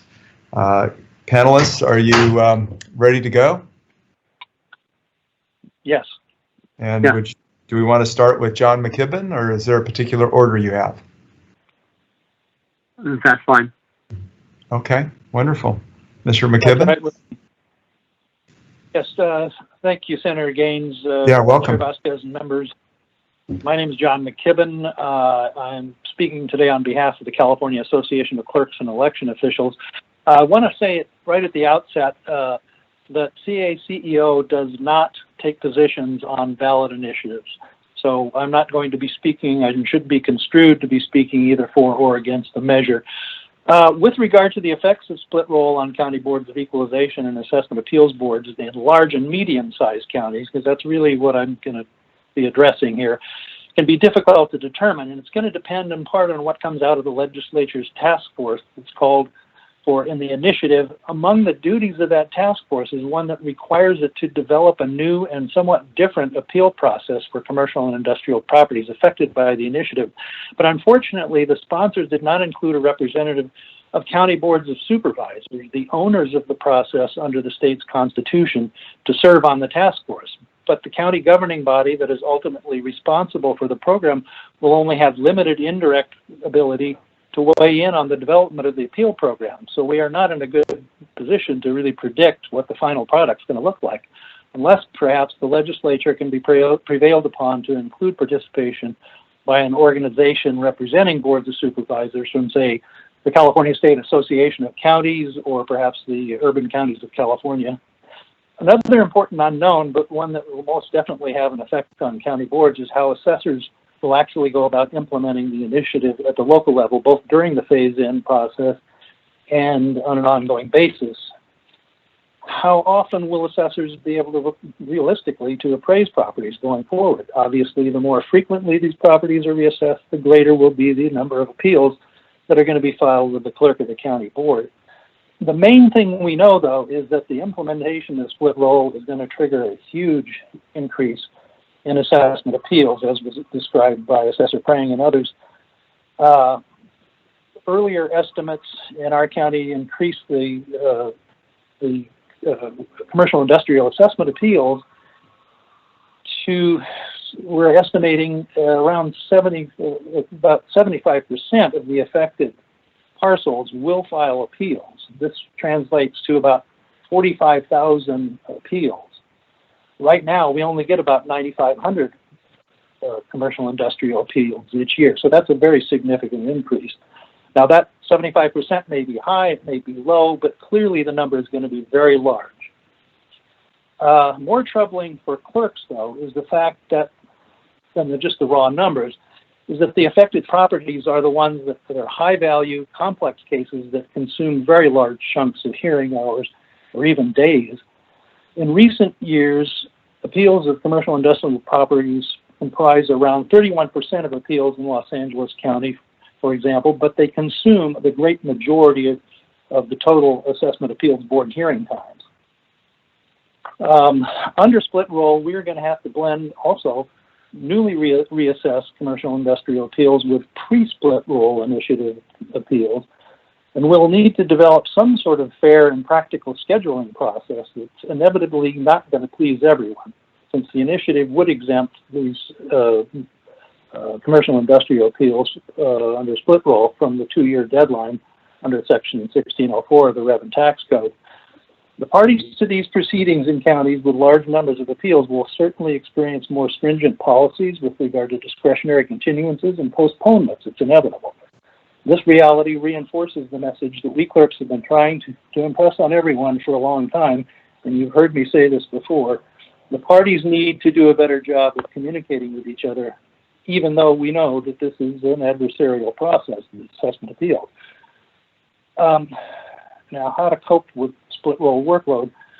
The fact is we don't have any magic bullets, but here are 2 broad strategies, if that's the right word. We need to dramatically increase hearing capacity.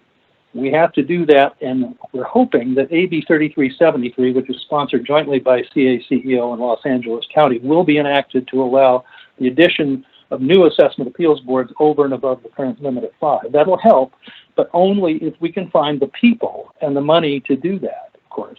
For example, the clerk in Los Angeles County estimates that the county may need as many as 15 assessment appeals boards to keep abreast of the workload should split roll be enacted.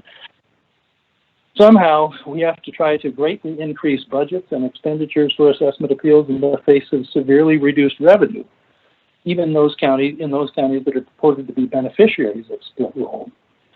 We will have to build or acquire more hearing rooms, waiting areas, hire and train additional staff, pay significantly more in stipends for assessment appeals board members and hearing officers, and so on. And at the same time, we're going to have to comply with ongoing health department ordered social distancing, excuse me, and other measures, which will negatively affect our ability to maximize productivity. And we clerks, like the assessors, will somehow need to recruit many more qualified people who are willing to serve as assessment appeals board members and hearing officers. That's a very difficult task even now, let alone at a time when we're going to have a greater need. Second broad strategy would be is for all of us, both clerks and assessors and taxpayer agents, to work together to try to smooth or streamline the process. This is not rocket science, and there's nothing technical or complicated about it. But as I indicated, in those counties that are hardest hit by split roll appeals, there are going to be changes made, and undoubtedly to be more stringency with regard to granting requests for discretionary continuances and postponements. This would require at least two things: that the parties need to better communicate with each other as early as possible in the process, to decide what can be resolved without evidentiary hearings, and to clearly identify what issues must be adjudicated. The parties need to be ready to proceed with evidence and arguments when the hearing starts. Continuances will be harder to come by because board hearing time will be at a premium rather. One thing I was not prepared really to speak in any kind of detail about is the possibility of the use of remote hearings. However, and counties are currently using those to the extent possible, but we cannot, at this point, without guidance from perhaps the state board, the attorney general, we're not sure who exactly, guidelines that will protect the taxpayers and the assessors' due process rights. We are using remote hearings, and will continue and will expand on administrative matters that are not evidentiary hearings.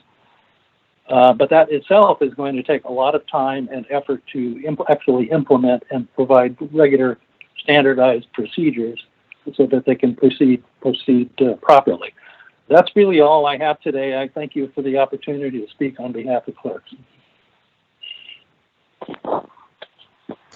Wonderful. Thank you very much, Mr. McKibben. And now, are we moving forward with Paul Waldman? I'm ready to go. Yeah, that's great. You're president of CADA. Thank you. Yes, I am. Yes, I'm Paul Waldman. I'm president of CADA. And I also have with me here today Wes Nichols, who's a member of our board. We did have a slide deck that we passed out. If you may or may not have it. If not, we're happy to provide one afterwards. We're a little bit on limited time. I'm just going to pick out some highlights in our presentation. Hopefully it won't be a little too disjointed.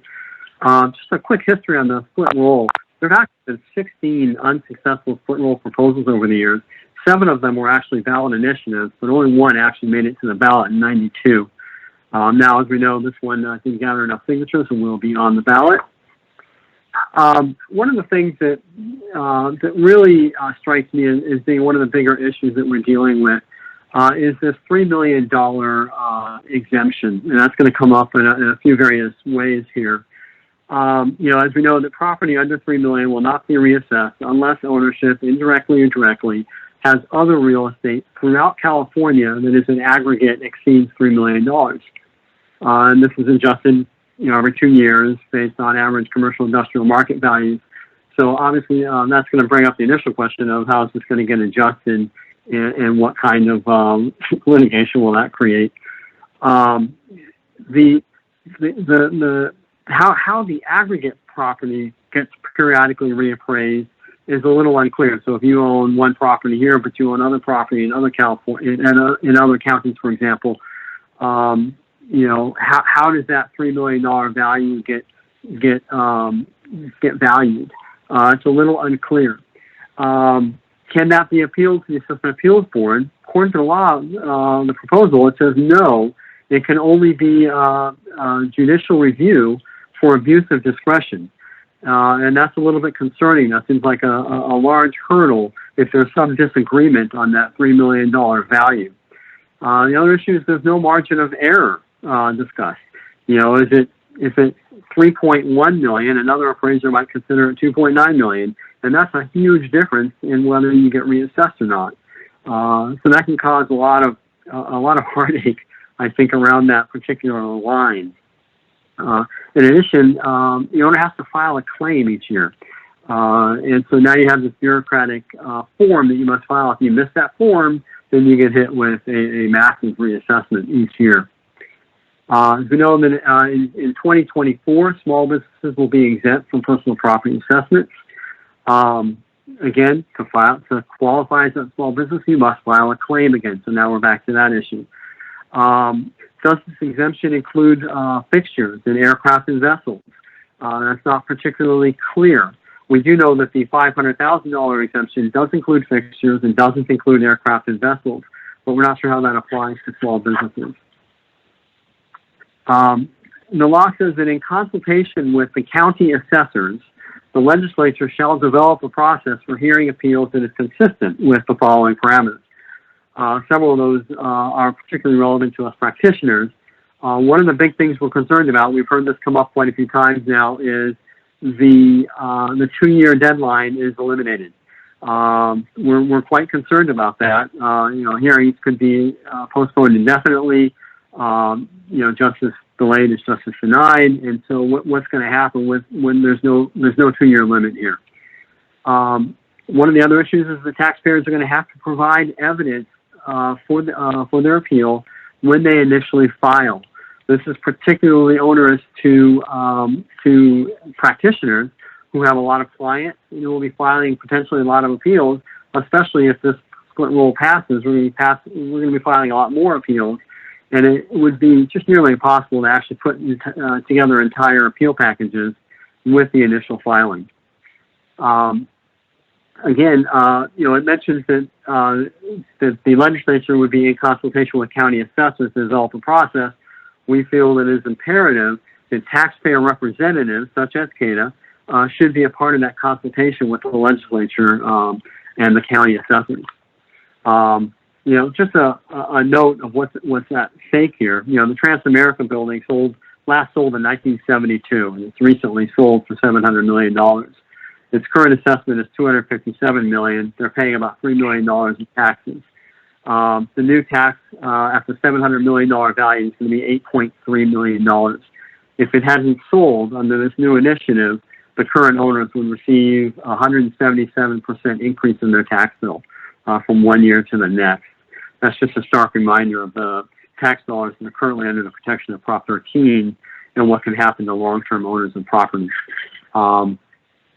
It's been mentioned a number of times that, a lot of tenants are under triple net leases, particularly in retail. Those taxes are going to get passed directly through. It should be noted that a lot of office properties have expense stops in their leases, and those taxes will also be passed through.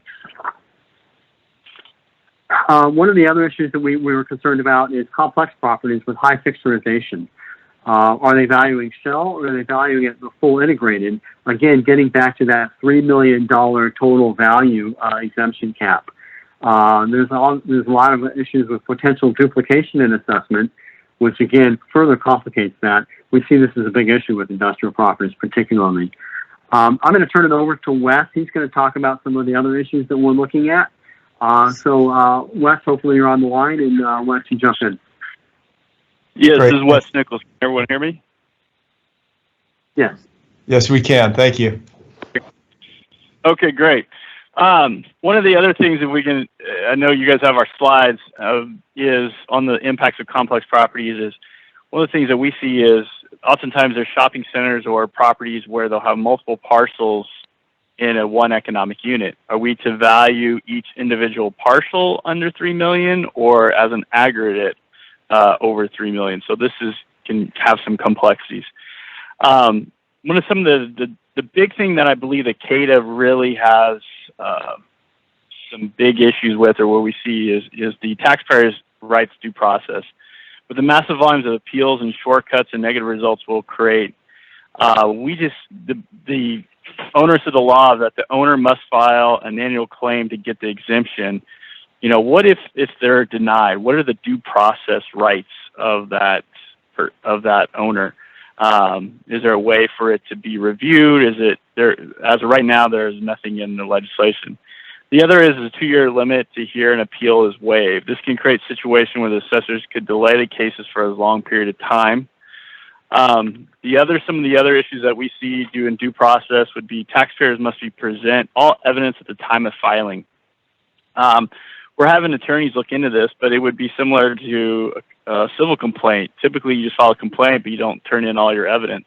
It would be virtually impossible for us to work up our valuation, collect it, and file it with the appeal, nor do the clerks want to be gatekeepers of this records, where they would have to then take all of our information and our appraisals along with our applications. It's just too onerous, and it's virtually impossible for the owners to have that. We think this portion of the law, in our opinions, could be potentially illegal.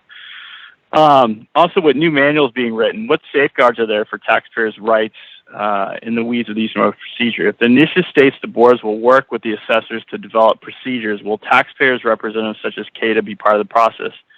Who's a part of these boards? Is it the Board of Equalization?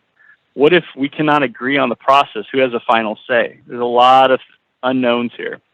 The initiative suggests legislation notwithstanding current statute. This suggests that they can throw out any current statutes and protections.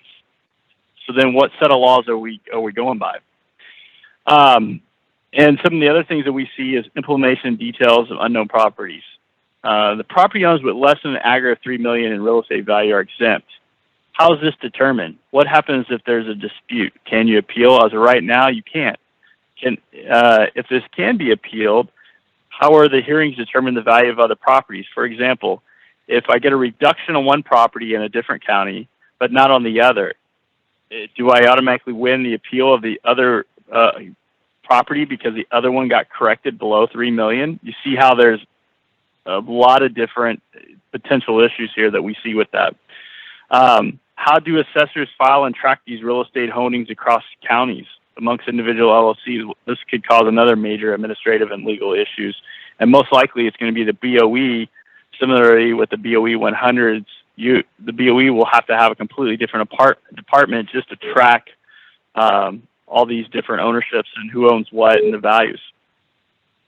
And lastly, one of the things is we see how is the selection of property to be determined. For example, who is selected the first year and who gets reassessed and who gets reassessed the 2 additional years. I remember speaking to the San Diego assessor saying it would take them at least 3 years of value. So do we do the North County first? Do we do Central County next? Or do we do it by property type? Do we do hotel owners first and retail the 3rd year? There's really no equalization and no fairness to this at all. And there's no uniformity.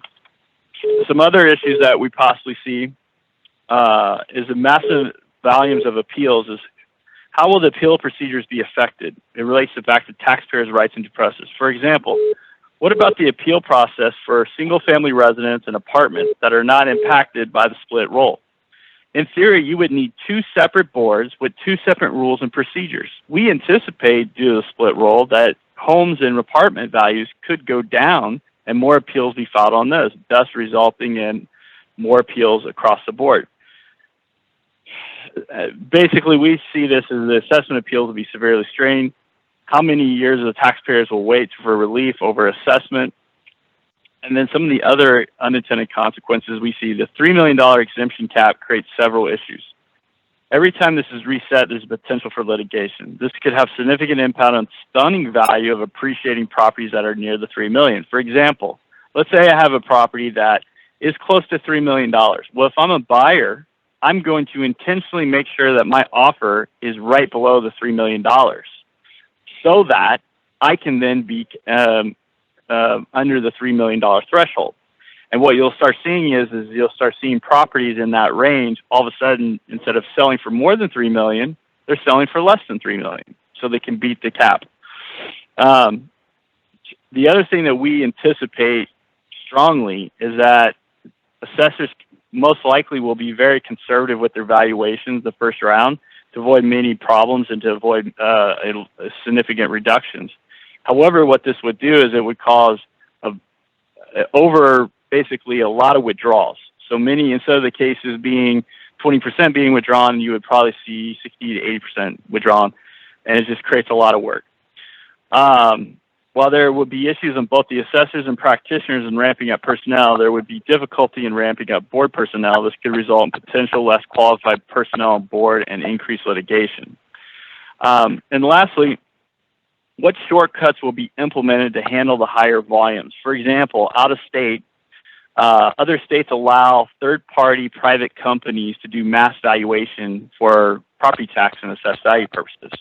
Right now, I believe that that's not allowed here in California, but in some of these smaller counties, they could outsource to third-party firms to do a lot of their valuation. Is this going to be allowed? Is that a good idea? Does it work? There could be a lot of mistakes with that. So it's one of those things where the BOE, this is some of the other things that we're thinking of that could potentially impact this. I'm going to let Paul finish off. He's got a really interesting story to tell about his experience as an advanced appraiser, educational expert. He works for the community college level. So, Paul, would you like to take over? Yeah, okay, I could just interrupt here because we're at the 20-minute mark. So if you have another comment, if you could please keep it very brief. And then I'd like to go to a 5-minute break, and then we'll go back to board members with questions and comments, and then public comment. Thank you. This will be very, very brief. I do teach a class at community college level in advanced appraisal. Out of a class of 27, I had maybe just a few that could potentially end up doing this work. And it takes, as several people have said, years to teach someone to do this type of commercial industrial appraisal work. With this massive increase in opportunity, this profession is going to see a large influx of less qualified practitioners, resulting in a decline in confidence and professionalism in the industry. That's one thing we're very concerned about as well. I just want to thank the board for setting up this hearing and for inviting us to speak. We're happy to answer any questions, and that was it. Thank you for your time. Yeah, thank you so much, Mr. McKibben, Mr. Waldman, and Mr. Nichols. Appreciate all your input, and I would like to take a 5-minute break, and then we can resume with comments and questions from the board, and then public comments. Thank you. Thank you.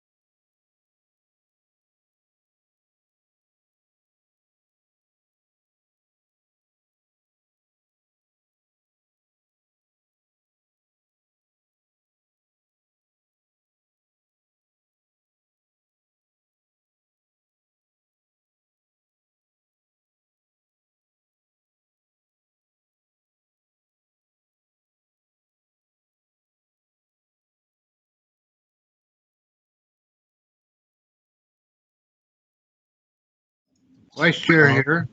We're back. Great. Excuse my interruption, sir. This is the moderator. Can I just ask as a reminder that everyone please mute their lines when they're not speaking, please? Tony, Sure, just so you know, we're just you trying to have make very sure the dark board's here. screen. It's dark on your screen.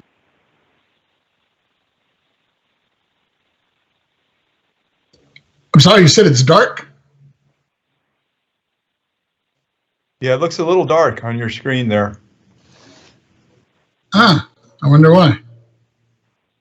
Maybe turn a light on in the room. I don't know if that would help, or maybe that.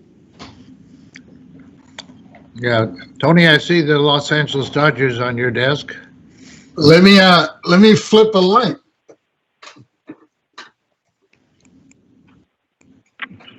Members, just a reminder, we're live streaming.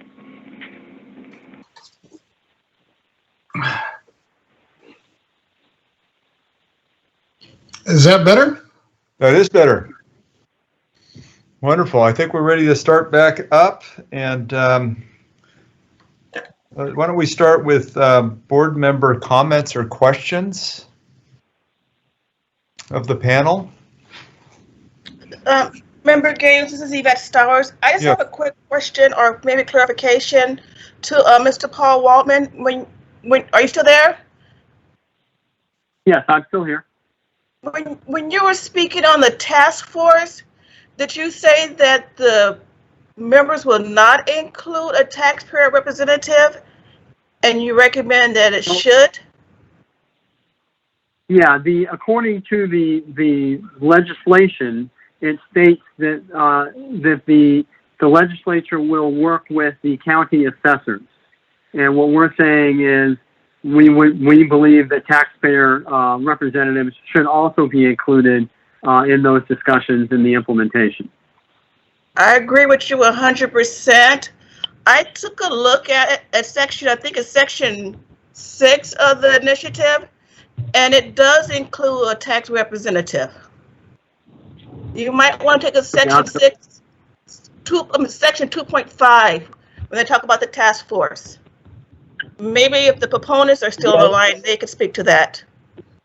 I am. It specifically says taxpayers, advocates, assessors. It's including and not limited to. So it definitely has taxpayers as part of that.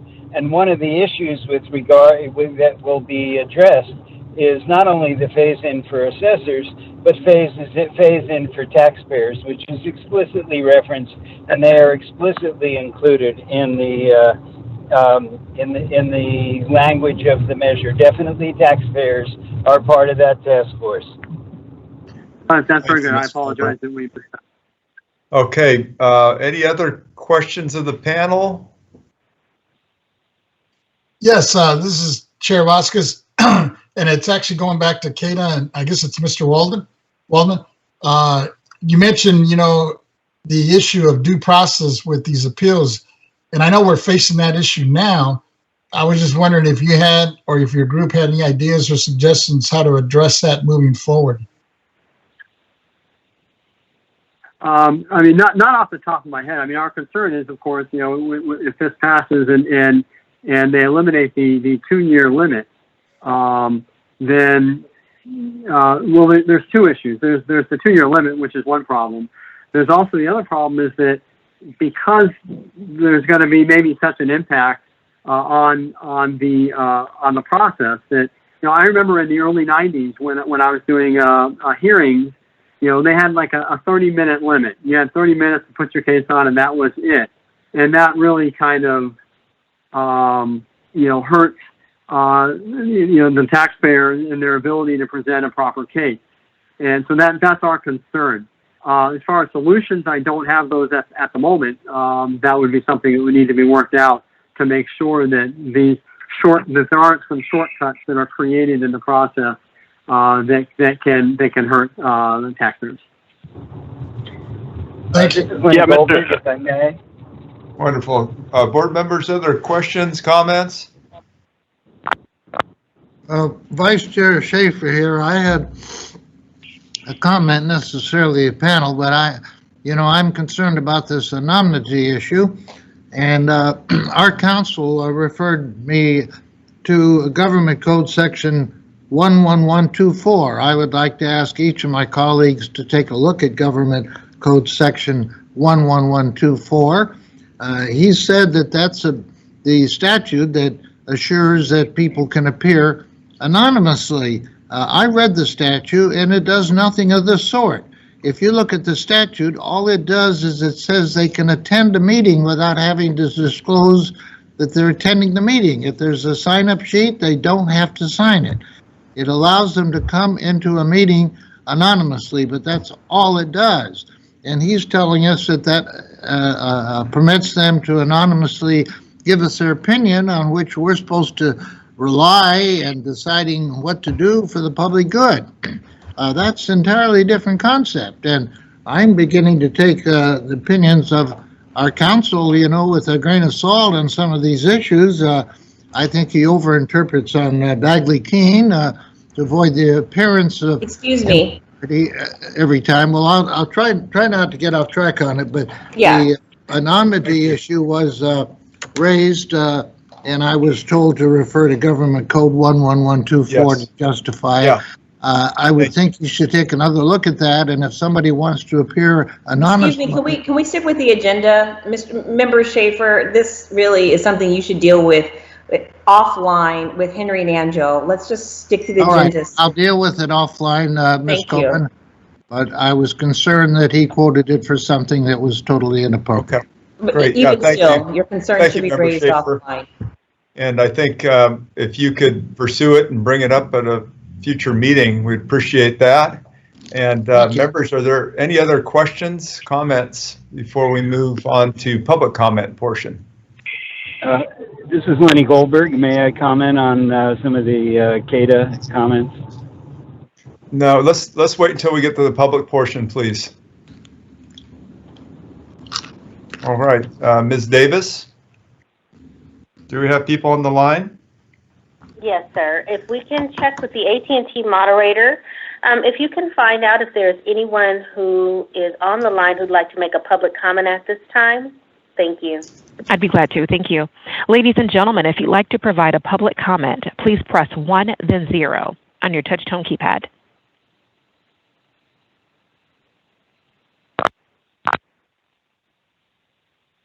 Once again, if you'd like to provide a public comment, please press 1, then 0 at this time. If there's no one available, I'd like to go back to Mr. Goldberg. You have 1 minute to comment, Mr. Goldberg.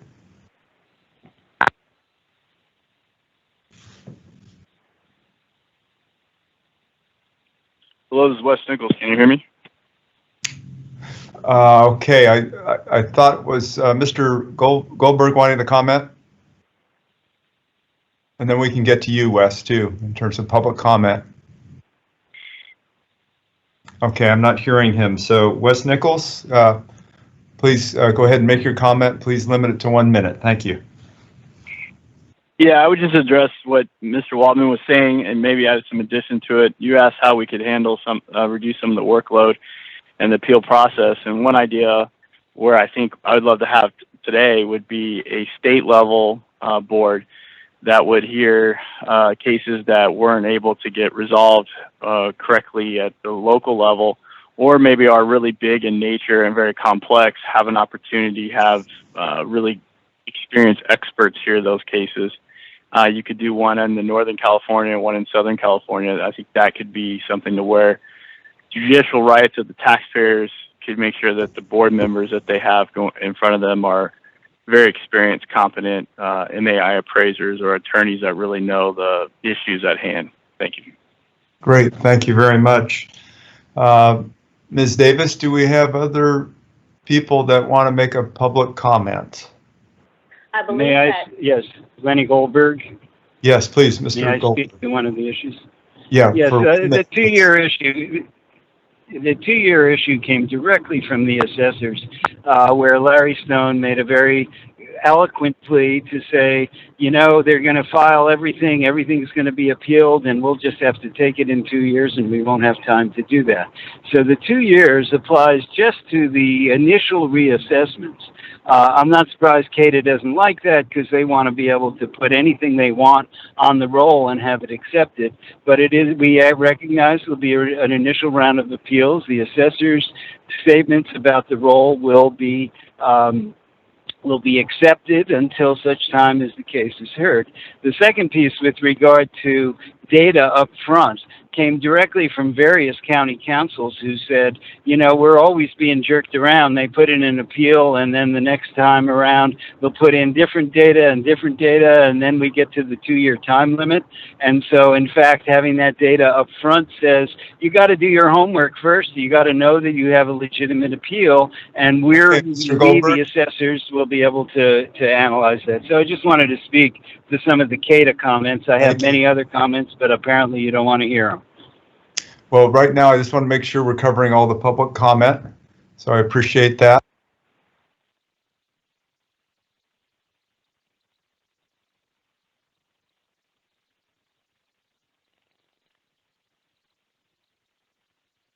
Member Gaines, Yes. I believe that there is Thomas Parker who is on the line who'd like to make a comment. Mr. Parker, are you on the line? Yes, I am. Great. Please limit your comment to 1 minute. Yes, sir. First, I also express my appreciation to the State Board for taking the time to listen to all of this valuable information. Mr. McKibben stole my thunder, and I have no problem with that in the various comments he made. I will say simply that I've been doing property tax as both Assessors Council and as AAB Council since 1994. And I fully concur, as the Los Angeles County AAB Council, with all of the observations that Mr. McKibben offered to you earlier this afternoon. Thank you. Okay, members and, Ms. Davis, any other comments from members of the public? I am unaware of any other comments that have come through. AT&T operator, can you just verify that there's no one else on the line that would like to make a public comment at this time? Yes, ma'am, and no one is queued up to provide a public comment at this time. Okay, is there any written comments at this time from the public? Not that I'm aware of. Mr. Nanjo, do you have any written comments, or Ms. Renati? I am not aware. This is Henry Nanjo, Acting Board Proceedings Chief. I am not aware of any comments that we have received specifically with regards to this item. We do have quite a number for public comment number 7.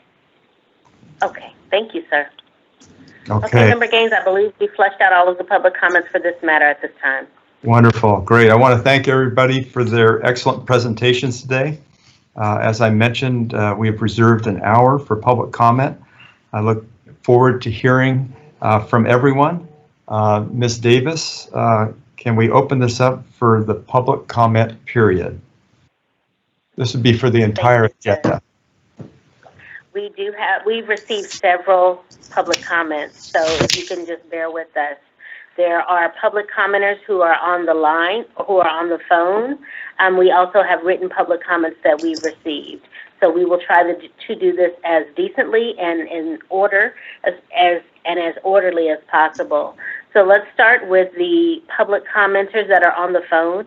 AT&T moderator, can you please verify if there's anyone on the line who'd like to make a public comment regarding item number 7, which is under the public comments portion of the agenda? Thank you. Certainly. Ladies and gentlemen, if you'd like to provide a public comment for today, please press 1, then 0 at this time. And 1, then 0. Please keep those comments to 1 minute, please, so we can get through everybody so they have an opportunity.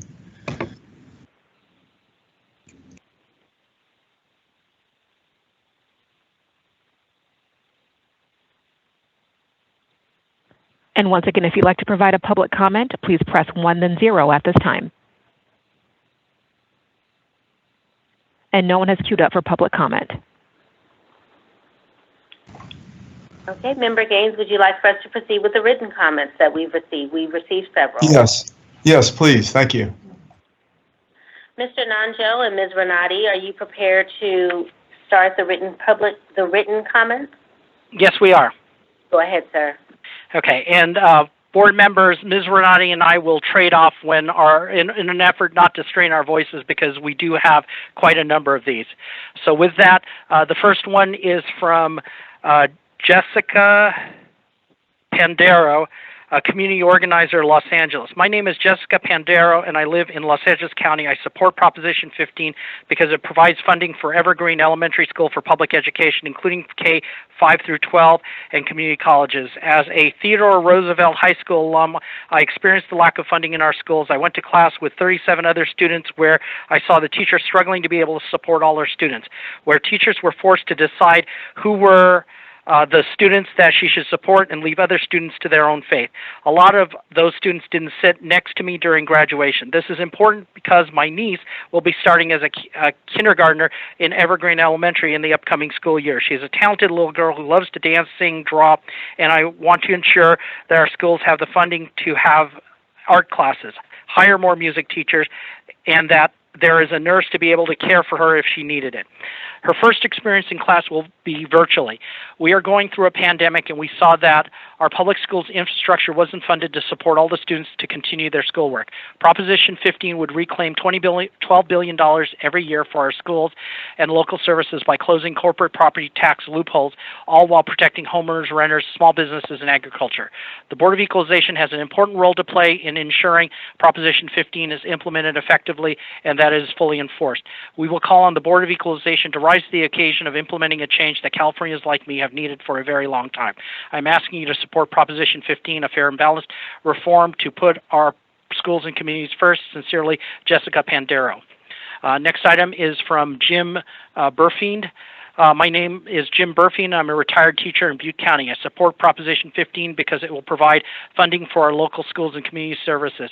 This is important to me because I taught math to 13 and 14-year-old students in 5 classes a day with 28 to 32 students. This was too many students to give each student the attention they deserved. Proposition 15 would reclaim $12 billion each year for our schools and for local services by closing corporate property tax loopholes, all while protecting homeowners, renters, small businesses, and agriculture. The Board of Equalization has an important role to play in ensuring Proposition 15 is implemented effectively and that it is fully enforced. I call upon the Board of Equalization to rise to the occasion of implementing a change that Californians like me have needed for a very long time. I'm asking you to support Proposition 15, a fair and balanced reform to put our schools and communities first. Sincerely, Jim Burfiend, and he gives his address in Chico, California. The next one is from Melinda Luisa de Jesus.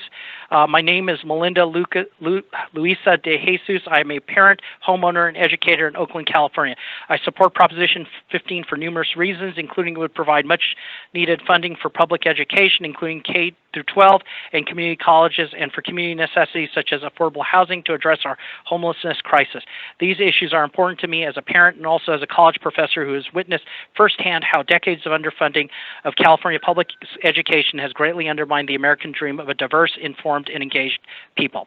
Proposition 15 would reclaim $12 billion each year for our schools and local services by closing corporate property tax loopholes, all while protecting homeowners and renters, small businesses, and agriculture. The Board of Equalization has an important role to play in ensuring Proposition 15 is implemented effectively and that it is fully enforced. We call upon the Board of Equalization to implement a change that Californians like me and my families have needed for a very long time.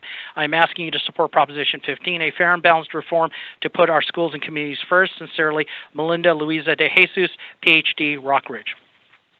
Next item is from Kirsten Benjamin. My name is Kirsten Benjamin. I'm a parent in Berkeley. I support Proposition 15 because it will provide funding for public education, including K through 12 and community colleges. This is important to me because we need to invest in the future of our state workforce by teaching and training future employees and entrepreneurs who will keep our state's economy and people thriving. Education and young people represent our future, and we need to invest in them to ensure the future health of our economy, provide economic opportunities, level the playing field, and provide good jobs jobs to keep people away from crime and the deaths of despair.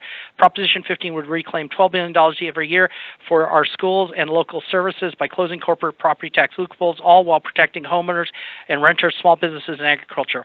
The Board of Equalization has an important role to play in ensuring Proposition 15 is implemented effectively and that is fully enforced. We call upon the Board of Equalization to rise to the occasion, implementing a change that Californians like me have needed for a very long time. I'm asking you to support Proposition 15, a fair and balanced reform to put our schools and communities first. Sincerely, Kirsten Benjamin, Biotech Vice President, Berkeley. Next item is from Bonnie Robinson. Hi, my name is Bonnie Robinson. I am a member of the Central Orange County League of Women Voters and the California Teachers Association. I'm a retired educator who has taught 40 years in the city of Orange. During non-pandemic times, I'm still a regular volunteer at local public elementary schools. I support Proposition 15 because it will provide funding for public education, including K through 12 and community colleges. This is important to me because California has some of the largest class sizes and the worst ratios of number of counselors and nurses to students than most any other state in the country. I know from my many years of teaching at-risk students how these large sizes impact students' education. I know from my vast experience of working with students at risk how adequate critical support services can help students attain success at school and at home, building a foundation for a positive future. Because of COVID-19, funding of these services will be even more critical. In addition to other costs ascertained with pandemic in serving students in the next several years, Proposition 15 would reclaim $12 billion every year for our schools, local services, by closing corporate property tax loopholes, all while protecting homeowners, renters, small businesses, and agriculture. The Board of Equalization has an important role to play in ensuring Proposition 15 is implemented effectively and that it is fully enforced. Members of the League of Women Voters and California Teachers Association call upon the Board of Equalization to rise to the occasion of implementing a change that will benefit our schools and communities. I'm asking you to support Proposition 15, a fair and balanced reform to put our schools and communities first. Sincerely, Bonnie Robinson, retired educator, League of Women Voters, Central Orange County, California Teachers Association, Orange, California. Next item is from Jeannie Wiedner. My name is Jeannie Wiedner. I'm a homeowner in San Diego and a retired educator in the CSU system. As a member of the League of Women Voters, I'm an ardent supporter of Proposition 15, who feels that its time is long overdue. This measure will provide needed funding for our schools and local communities that have been underfunded for 40 years due to an unfair loophole in our property tax code. The framers of Proposition 15 have done an excellent job in structuring this amendment to protect homeowners, agricultural businesses, and other businesses while providing funding to those areas of our society that need it most.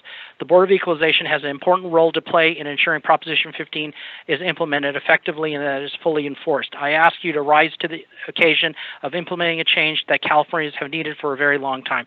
I'm asking you to support Proposition 15, a fair and balanced reform to put our schools and communities first. Thank you for considering this request. Sincerely, Jeannie Wiedner, retired faculty, CSU SM and CDSU San Diego. The next comment is from Luann Rotici.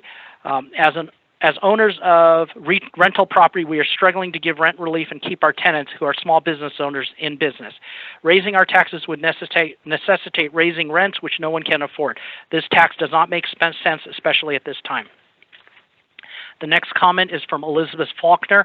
My name is Elizabeth Faulkner, and I'm a parent and active community member in Oakland, California. I support Proposition 15 and urge the Board of Equalization to ensure Proposition 15 is both implemented effectively and fully enforced. Proposition 15 would reclaim $12 billion every year by closing corporate property tax loopholes, all while protecting homeowners and renters, small businesses, and agriculture. We need those funds for public education, including K through 12 and community colleges, and for community necessities such as affordable housing to address our homelessness crisis. This is a balance that my family and neighbors enthusiastically support. I call upon you to support Proposition 15, a fair and balanced reform to put our schools and communities first. Sincerely, Elizabeth Faulkner. Next comment is from Mrs. Denise Nelson. I would like to encourage Action 4, Proposition 15. Corporations have found legal ways to avoid paying justifiable tax on their properties, for example, by ostensibly selling only a portion of their property and thereby cutting their tax costs. In contrast, California homeowners have been paying their assigned tax. This has been disastrous for our schools and our communities. California education has deteriorated for lack of money to buy up-to-date books and sufficient school supplies, as well as reasonable teacher salaries. Funds for to pay for counselors and school nurses. As the grandmother of 2 small children about to enter school, I am appalled and extremely concerned about our neglected education system. The next comment is from Robert Dewey Purcell. I am a senior and a homeowner in Sacramento. I strongly support Proposition 15. At this time of need and growing income equality, Proposition 15 can fairly provide for desperately needed services throughout the state. Next comment is from Beth Clark. Hello, I am Beth Clark, a parent of an entering freshman at Santa Monica High School and an LAUSD teacher and a UTLA member. I support Proposition 15 because every child deserves a top-notch education and resources. Students in South Central Los Angeles should have access to quality resources and education that students in Santa Monica enjoy. For the 5th largest economy in the world, every child should have the opportunities and vibrant schools in communities everywhere. Proposition 15 would reclaim $12 billion every year for our schools and local services by closing corporate property tax loopholes, all while protecting homeowners, renters, small businesses, and agriculture. The Board of Equalization has an important role to play in ensuring Proposition 15 is implemented effectively and that is fully enforced. We call upon the Board of Equalization to rise to the occasion, both implementing a change for Californians like me have needed for a long time. I'm asking you to support Proposition 15, a fair and balanced reform to put our schools and communities first. Sincerely, Beth Clark, parent, teacher, Los Angeles County. Next comment is from Ms. Kathleen McGovern. Her comment is, your stance on Proposition 15 boils down to 2 options. 1, you support desperately needed schools and education in our community, or 2, you cave into those unwilling to close community corporate property tax loopholes that are siphoning funds from our schools and the desperate need of unhoused people of Oakland. I hope you have the courage to do what is right. Kathleen McGovern, OUSD parent. Next comment is from Cheryl Starch. Californians already pay more taxes per person than almost anywhere in the U.S. Businesses leave California because of the high cost of doing businesses here. Businesses will only pass this additional cost to us. Consumers, increased cost of living in California at this time of economic crisis for all Californians is a bad idea. Schools have some funding measure on the ballot with every voting cycle. How about a deep dive into how they're spending this money? I have firsthand knowledge of some of the incredible waste that happens in school districts. It's reasonable to expect many public schools will not return to full classrooms and will maintain a virtual learning environment for the future, further decreasing the need for increased funding. I do not support Proposition 15 for these reasons, will do all I can to influence my circle of friends and family to oppose Proposition 15. Thank you for your consideration of these comments, Cheryl Starch. The next comment is from Shauna Lutker. My name is Shauna Lutker. I'm a parent, artist, and nonprofit executive director in the arts in Los Angeles. My daughter will start LAUSD in 2 years.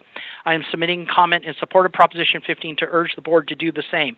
Proposition 15 directs crucial funding to K through 12 and community colleges. It will reclaim $12 billion every year for our schools and local services by closing corporate property tax loopholes, all while protecting homeowners, renters, small businesses, and the agriculture. The Board of Equalization is a vital part of ensuring Proposition 15 is implemented effectively and fully enforced. Please support Proposition 15, a fair and balanced reform to put our schools and communities first. Thank you for your time and service. Sincerely, Shauna Lutker. Next comment is from Daniel Barsky. Dear Board, my name is Daniel Barsky. I'm an Oakland resident and parent of 2 children in Oakland's public schools in which we fully participate.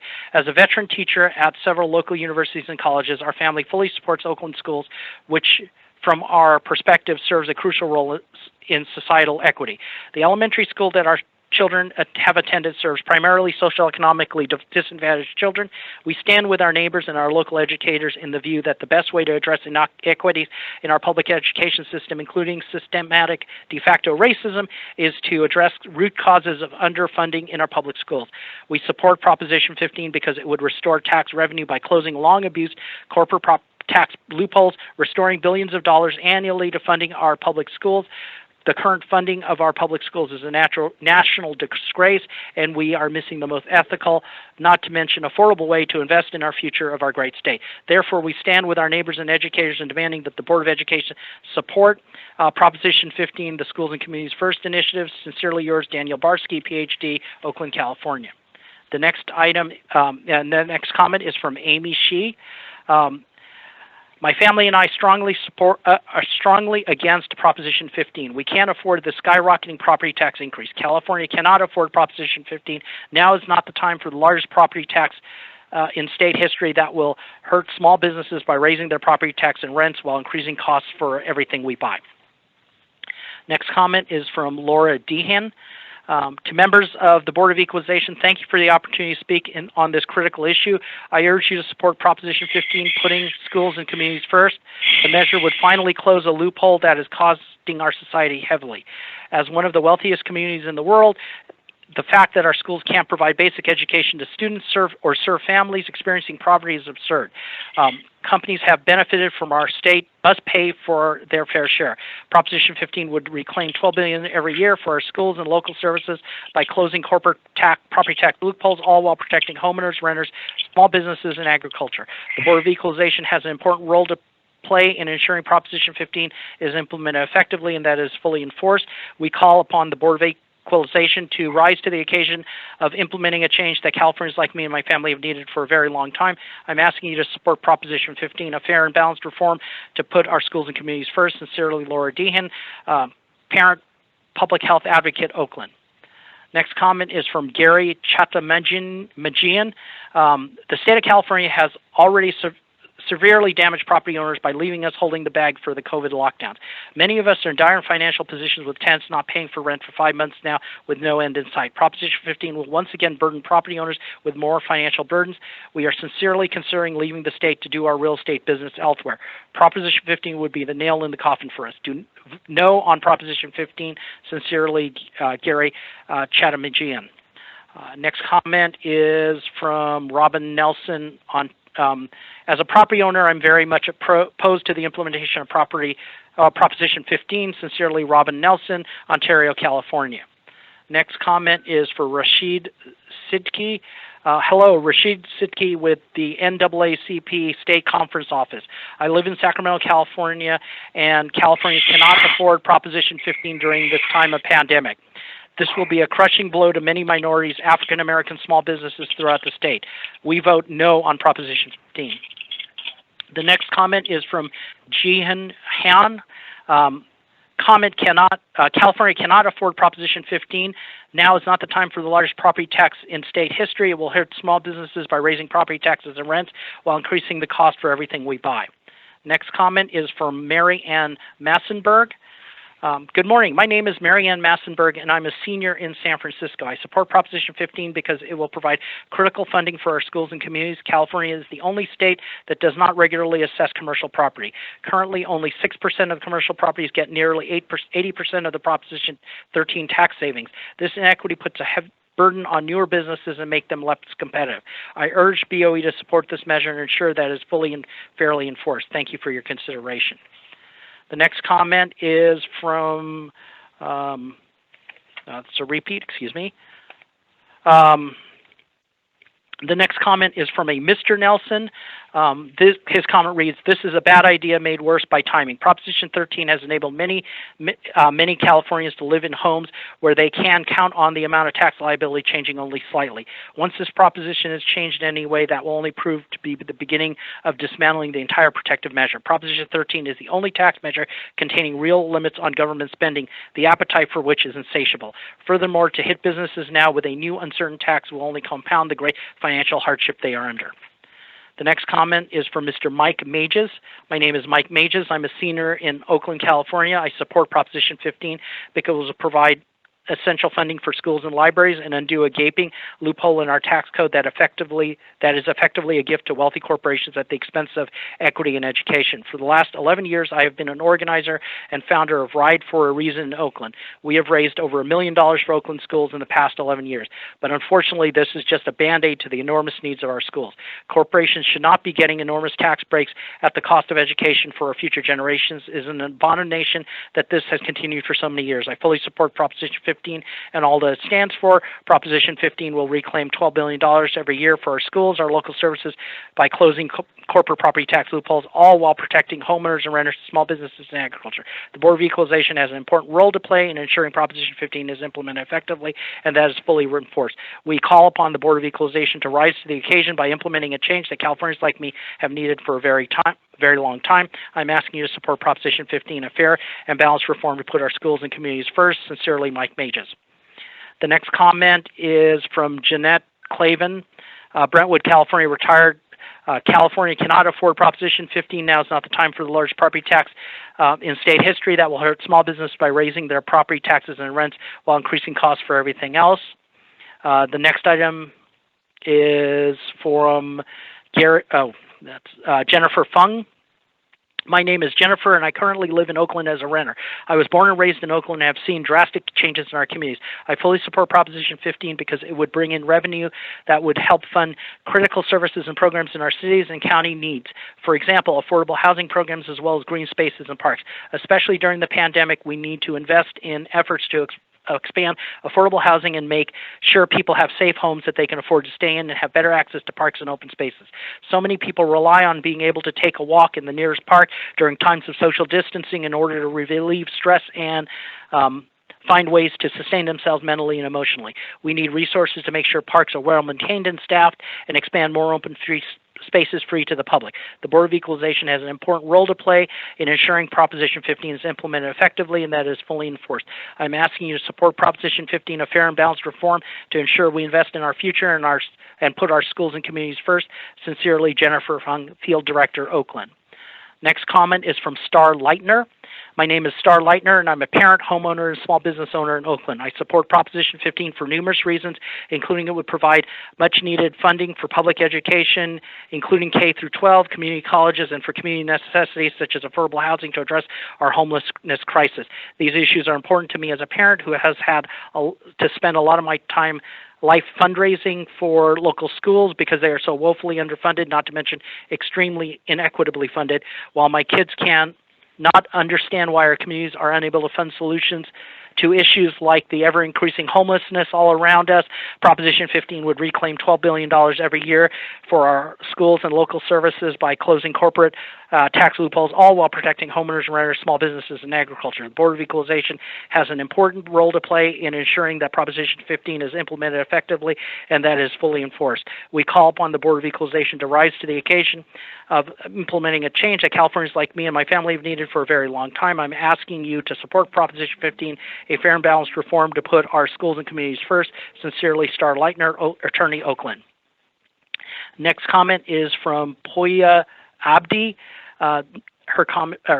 The person's comment is no on Proposition 15. This will be devastating to the entire California economy and charging all kinds of people more taxes. We are in the worst Main Street recession since 1929, and the governments are sending money back to the people. Please do not ask all types of people to pay more taxes in any way. We should be paying less property taxes, as every dollar saved is a dollar earned. Thank you. The next comment is from Deborah Odell. Ms. Odell writes, my name is Ms. Odell, owner of Group 1 Communications, a small creative design agency in the Los Angeles area. I have been a business owner since 1978 and a homeowner in LA County since 1983. Since passing years ago, Proposition 13 is the only thing that stands between and protects and enables California businesses and homeowners alike to keep their properties from being, in many cases, illegally, unconstitutionally, and usuriously overtaxed by the out-of-control tax and spend burdensome government of California at every level. Californians, whether they own a business or not, whether they own their homes or properties or not, absolutely cannot afford Proposition 15. Now is not the time. In fact, never is the time to propose what will be the largest property tax hike in California state history. Not only will it hurt, damage, and endanger all businesses, large and small, by raising their property taxes and rent, it will immediately increase costs for every Californian because businesses will have to pass on the cost of those higher taxes down to their consumers. And in fact, if Proposition is put on the ballot and if it passes, many, many companies in California will no longer be able to continue doing business in California and may be forced to close their doors and go out of business entirely or move sooner rather than later out of California, taking their business, employees, families, and tax revenue to a more business and tax-friendly state. As a business owner and a homeowner, I'm 100% opposed to Proposition 15. I demand the state of California remove the newly qualified split roll initiative tax, a $12.5 billion property tax increase that tax Proposition 13 immediately from all considerations, stand against all the special interest groups that want this new tax to be passed, and make sure it is not put on the ballot. We need to save Proposition 13 in its entirety from any and all government bodies, entities, and groups who seek to further what I call tax rob already overtaxed and overregulated California businesses and homeowners. The next comment is from Patrick Wendt, who writes, California cannot afford the cost of Proposition 15, which will only result in further damage to the economy that is already in a fragile state due to COVID-19. Next is a comment from Ms. Ellen Martin. I live and own a business in Orange County. My property taxes for my business location are nearly $60,000. I employ 3 people at this location. I know 3 people do not sound like many, and $60,000 wouldn't make a dent in California's budget, but is fortunate to me and a livelihood to the 3 employees and their families. Increases in my taxes result in lower income, and my consideration: close my business, retire, lay off the people, and move out of state. Sincerely, Ellen Martin. Next is a comment from Samuel Shea. Hello, thank you for your time. I would like to voice my concern and strong opposition against Proposition 15 in the dishonest way in which they are trying to hide damaging property tax increases by saying it is for the children in our communities. Rest assured, families, small businesses, and ultimately our children will be ones negatively impacted by this thoughtless proposition. The proposition would actually distance home affordability and accessibility to the lower, middle, and working classes. Do not be fooled. Vote no on Proposition 15. Thank you. Next comment is from Kim Cox, who writes, my name is Kim Cox. I'm a homeowner in San Diego. I support Proposition 15, and it will provide funding for local services such as parks and recreation and public schools. This is important to me because my 2 sons utilize local parks and attend public schools. Proposition 15 would reclaim $12 billion every year for our schools and local services by closing corporate property tax loopholes, all while protecting homeowners and renters, small businesses, and agriculture. The Board of Equalization has an important role to play in ensuring Proposition 15 is implemented effectively and that is fully enforced. We call upon the Board of Equalization to rise to the occasion of implementing a change that Californians like me have needed for a very long time. I'm asking you to support Proposition 15, a fair and balanced reform to put our schools and communities first. Sincerely, Kim Knox, community volunteer, San Diego. And at this point, I am going to pass it over to Ms. Renati. Ms. Renati, are you ready? I am. Thank you. Thank you. The next comment is from Barbara Allen. The comment states, I support Proposition 15 because as a retired public school teacher, 6 years with San Diego Unified School District, Professor Emerita of Teacher Education, 32 years with SDSU, parent and grandparent, I am conversant with the elements represented and understand the importance of passage. Sincerely, Barbara Allen. The next comment comes from Andrea Zach Lee. The comment states, my name is Andrea Zach Lee, and I have attended Oakland Public Schools all my life, and I'm now going into my sophomore year of college. Both of my parents work in affordable housing and are based in Oakland. We are homeowners here in Oakland. I support Prop 15 for numerous reasons, including that it will provide much-needed funding for public education, included K through 12 and community colleges, and will also provide necessary services such as removing carcinogenic soil and water contamination in parks and city pipes. These issues are important to me as a former student whose former school in Oakland has lead in its drinking water. Additionally, I lost multiple teachers in the middle year of school year without replacements. These teachers were no longer able to live in Oakland because they were not being paid enough. In 2018, 500 OUSD teachers quit. Proposition 15 would reclaim $12 billion every year for our schools and local services by closing corporate property tax loopholes, all while protecting homeowners and renters, small businesses, and agriculture. The Board of Equalization has an important role to play in ensuring that Prop 15 is implemented effectively and that it is fully enforced. We call on the Board of Equalization to rise to the occasion and implement a change that Californians like me and my family have needed for a very long time. I'm asking you to support Prop 15, a fair and balanced reform to put our schools and communities first. Sincerely, Andrea Zackley, Oakland student.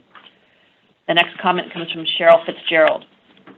I am a parent in Oakland's public schools. I support Proposition 15 for numerous reasons, including that it will provide much-needed funding for public education, including K through 12 and community colleges, and for community necessities, such as affordable housing to address our homelessness crisis. These issues are important to me as a parent who has spent a lot of effort fundraising for local schools because they are so woefully underfunded, not to mention extremely inequitably funded. Proposition 15 would reclaim $12 billion every year for our schools and local services by closing corporate property tax loopholes, all the while protecting homeowners and renters, small businesses, and agriculture.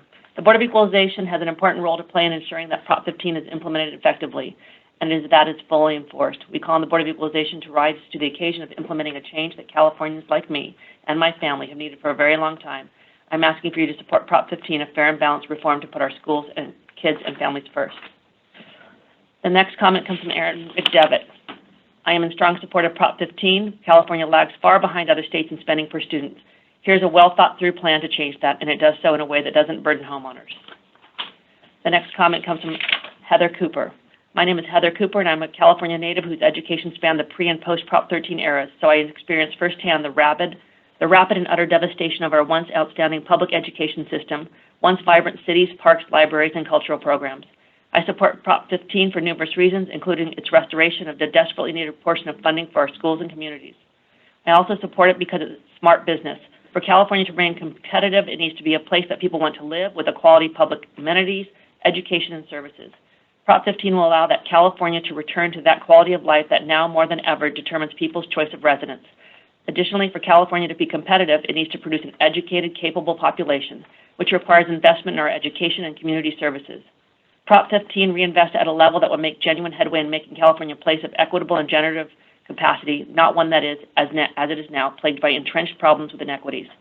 Prop 15 would reclaim $12 billion every year for our schools and local services by closing corporate property tax loopholes, all while protecting homeowners and renters, small business, and agriculture. The Board of Equalization has an important role to play in ensuring that Prop 15 is implemented effectively and that it is fully enforced. We call on the Board of Equalization to rise to the occasion of implementing a change that Californians like me and my family have needed for a very long time. I'm asking you to support Prop 15, a fair and balanced reform to put our schools and communities first. The next comment comes from an unidentified person. The comment states, as a citizen and entrepreneur of the United States of America and a Republican supporter of my beautiful president, Mr. Donald J. Trump, while I'm at it, and the rip-off state of California, I oppose all of your so-called tax increases for both businesses and individuals. Got that? I truly believe that you are all a group of extremely incompetent lowlives who don't know anything about anything and are nothing more than blood-sucking animals who prey on other people's hard-earned work and wealth. This way of new slavery in the 21st century by you must be stopped. I will not allow you to continue to usurp other people's hard-earned money to justify your nasty existence without providing any additional and supportive services for the people who make the money by their hard work. The next comment comes from H. Zaid.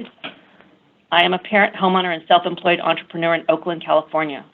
I support Prop 15 for numerous reasons, including that it will provide much-needed funding for public education, including K through 12 and community issues, and for community necessities, such as affordable housing to address our homelessness crisis.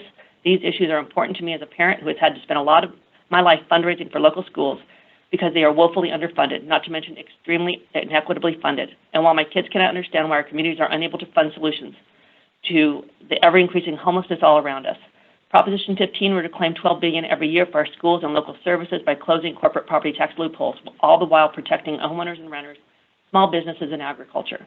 The Board of Equalization has an important role to play in ensuring that Prop 15 is implemented effectively and that it is fully enforced.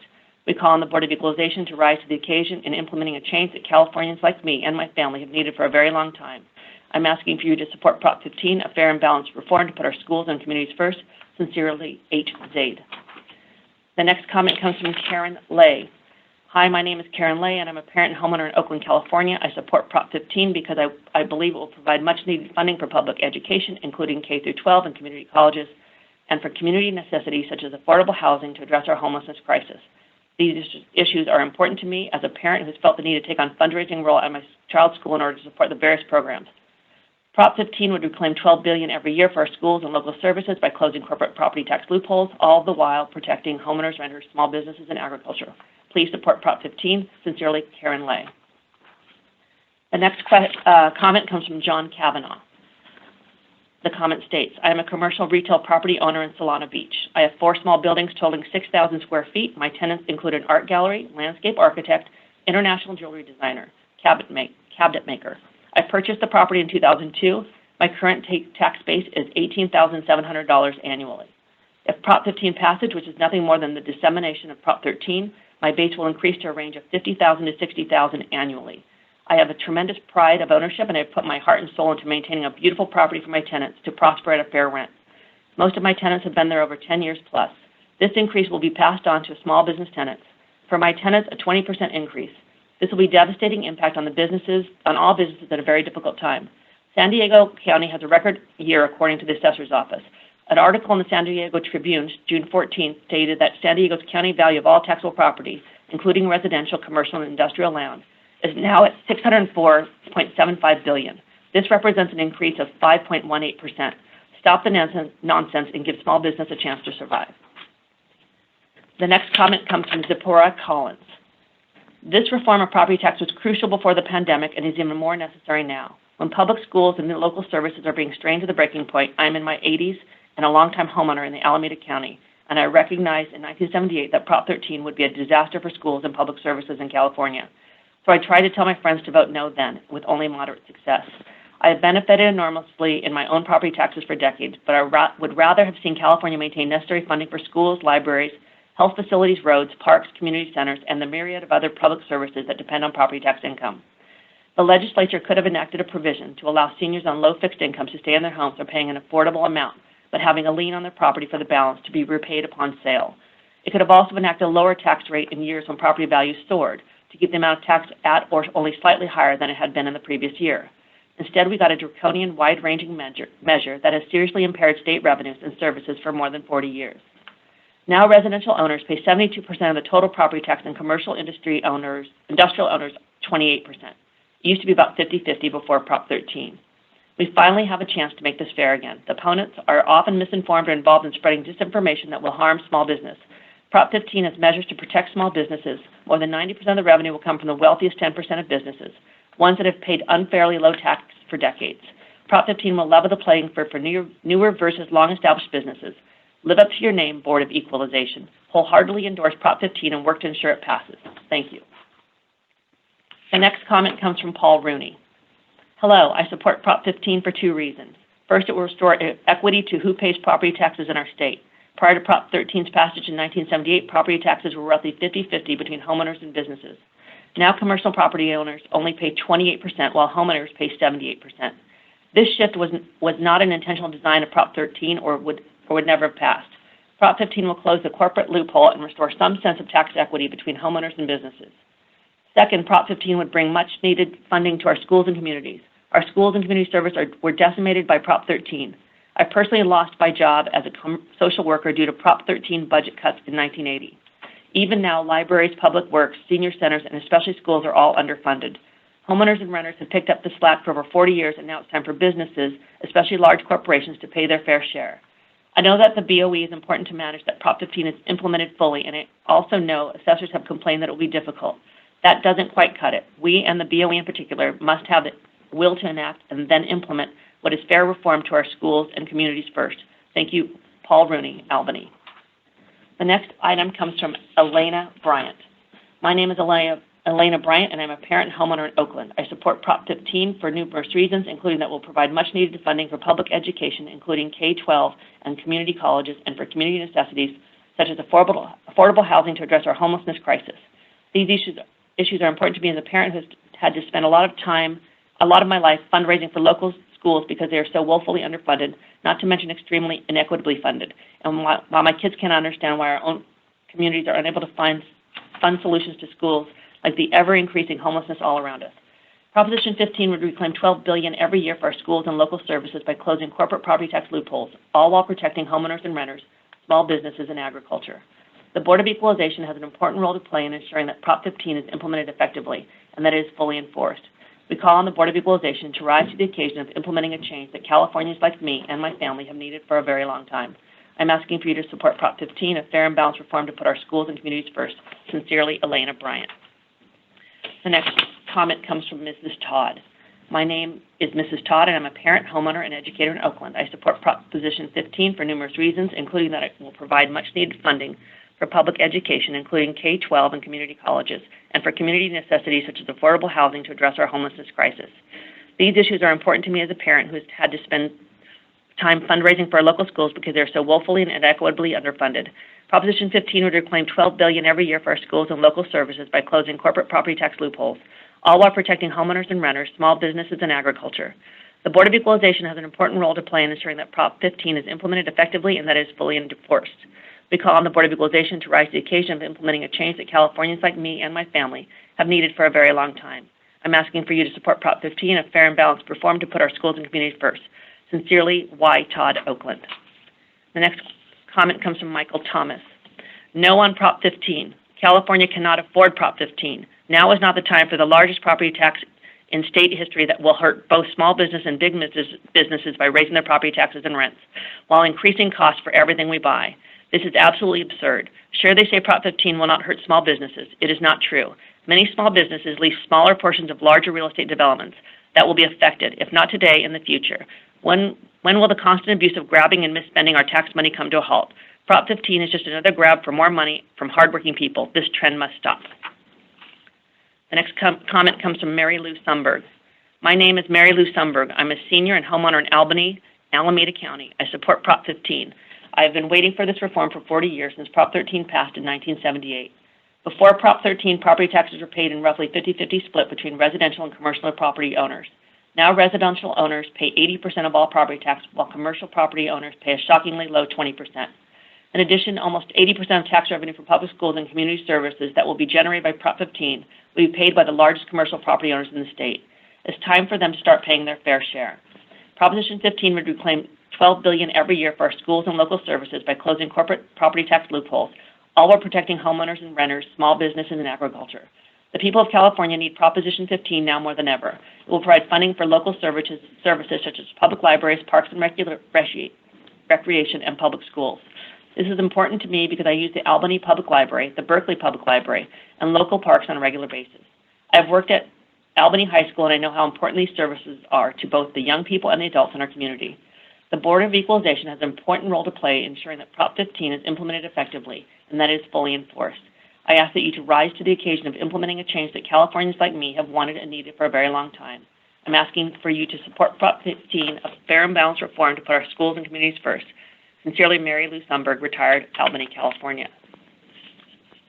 The next comment comes from Andrea Dooley. My name is Andrea Dooley, and I'm a parent, homeowner, and a small business owner in California. I support Prop 15 because it will provide much-needed funding for public education in local communities by reclaiming $12 billion per year from the tax loophole enjoyed by major corporations while protecting homeowners, farmers, and families. The Board of Equalization has an important role to play in ensuring that Prop 15 is implemented effectively and that it is fully enforced. We call on the Board of Equalization to rise to the occasion of implementing a change that Californians like me have needed for a very long time. I am asking that you support Prop 15, a fair and balanced reform to put our schools and communities first. Sincerely, Andrea Dooley. The next comment comes from Kristen Belt. The comment states, I have 2 kids in Oakland Public School District. I have been shocked over the last 5 years by the lack of resources available in public schools. I have watched the most amazing, skillful teachers struggle to give the kids the education they need to succeed in this world. The high teacher ratios, the lack of resource professionals available to help with those with even the most simple to solve challenges, the inability to do art projects due to lack of supplies, the inability to provide fresh fruits and vegetables at lunch, and during this last semester, the inability to teach any new material for 3 months due to the equity concern that some students may not have access to tools to learn at home. These are just a few examples of the atrocity happening in our public schools. I'm fortunate to live in a neighborhood with a well-funded parent-teacher group that has been able to provide aides in the classroom, extra supplies, and teachers for art and music. But of course, the school 3 blocks away has none of that because asking the parents to contribute would be too large a financial burden for most families. California is the 5th largest economy in the world, and we are 3rd in the bottom in spending on schools per capita. This is absurd and an inexcusable position to be in. Significant efforts have been made for years to reform the commercial portion of Prop 13, and special interests have always succeeded in warping the message. Education is everything. In the long term, it is one of the most significant levers that the government has to make sustainable change towards the breaking cycles of poverty and the crime rates and health crisis associated with it. In the short term, schools must be refuges for our children. Please support this legislation and make a bold leap forward for our future. The next comment is from Patricia McGillis. Hello, my name is Patricia McGillis. I'm a parent in Oakland. I support Proposition 15 because it will provide desperately important funding for public education, including K-12 and community colleges. My 14-year-old daughter attends public school in Oakland because I feel it is vitally important for our future and the future of all of us for kids to grow up with peers from outside their own socioeconomic and ethnic groups. In addition, I attended Laney College for a year and understand how vital community college is to keep growth and learning options available to everyone. Proposition 15 would reclaim $12 billion every year for our schools and local services by closing corporate property tax loopholes, all while protecting homeowners and renters, small businesses, and agriculture. The Board of Equalization has an important role to play in ensuring that Prop 15 is implemented effectively and that it is fully enforced. We call on the Board of Equalization to rise to the occasion of implementing a change that Californians like me have needed for a very long time. I'm asking you to support Prop 15, a fair and balanced reform to our schools and communities first. Sincerely, Patricia Gillis. The next comment comes from Crystal McCoy. The comment states, California cannot afford Prop 15. Now is not the time for the largest property tax in state history that will hurt small businesses by raising their property taxes and rents while increasing costs for everything we buy. The next comment comes from Rex W. Heim. Rex W. Heim, on behalf of California Business Properties Association, Building Owners and Managers Association of California, NAIOP California, CALED, ICSC, AIR AIRCRE, and CREW, Sacramento, ACREIREM, RILA, and NARIT. California cannot afford Prop 15. Now is not the time for the largest property tax in state history that will hurt small businesses by raising their property taxes and rents while increasing costs for everything we buy. And now I will turn it over to Henry Nanjo to continue. Thank you, Ms. Renati. The next comment is from Eric Schell. I am a parent, homeowner, and entrepreneur in Oakland, California. I support Proposition 15 for numerous reasons, including it will provide much-needed funding for public education, including K through 12, in community colleges, and for community necessities such as affordable housing to address our homelessness crisis. These issues are important to me as a parent who has to spend a lot of time fundraising for my local schools because they are so woefully underfunded, not to mention extremely inequitably funded. While my kids cannot understand why our communities are unable to fund solutions for issues like ever-increasing homelessness all about us, Proposition 15 would reclaim $12 billion every year for our schools and local services by closing corporate property tax loopholes, all while protecting homeowners, renters, small businesses, and agriculture. The Board of Equalization has an important role to play in ensuring Proposition 15 is implemented effectively, and that is fully enforced. We call upon the Board of Equalization to rise to the occasion of implementing a change for Californians like me and my family who have needed it for a very long time. I'm asking you to support Proposition 15, a fair and balanced reform to put our schools and communities first. Thank you, Eric Schell. Next item is from C. Rice. I am a teacher in Orange County. I support Proposition 15 because it will provide funding for public education, including K through 12 in community colleges. This is important to me because my students need to have access to resources that will allow them to be competitive in the 21st century. Proposition 15 would reclaim $12 billion every year for our schools local services by closing corporate property tax loopholes, all while protecting homeowners and renters, small businesses, and the agriculture. The Board of Equalization has an important role to play in ensuring Proposition 15 is implemented effectively, and that is fully enforced. I call upon the Board of Equalization to rise to the occasion of implementing a change that Californians like me will have needed for a very long time. I'm asking you to support Proposition 15, a fair and balanced reform to put our schools and communities first. Sincerely, Carissa, teacher, Orange County. The next item is from Nicole Magnuson. My name is Nicole Magnuson. I'm a parent and retired education administrator in Oakland, Alameda County. I support Proposition 15 because it will provide funding for public education, including K through 12 and community colleges. This is important to me as a parent of a special education student. I relied on public schools for her legally required support. I also believe that public education is a foundational pillar stone for working democracy. Proposition 15 would reclaim $12 billion every year for our schools and for local services by closing corporate property tax loopholes, all while protecting homeowners and renters, small businesses, and agriculture. The Board of Equalization has an important role to play in ensuring Proposition 15 is implemented effectively, and that is fully enforced. We would call upon the Board of Equalization to rise to the occasion of implementing a change that Californians like me have needed for a very long time. I'm asking you to support Proposition 15, a fair and balanced reform to put our schools and communities first. Sincerely, Nicole Magnuson, public school parent, public school graduate, BS, MA, UC Berkeley, retired education administrator, UC Berkeley Oakland homeowner, and taxpayer. The next item is from Aaron Ploss Campamore.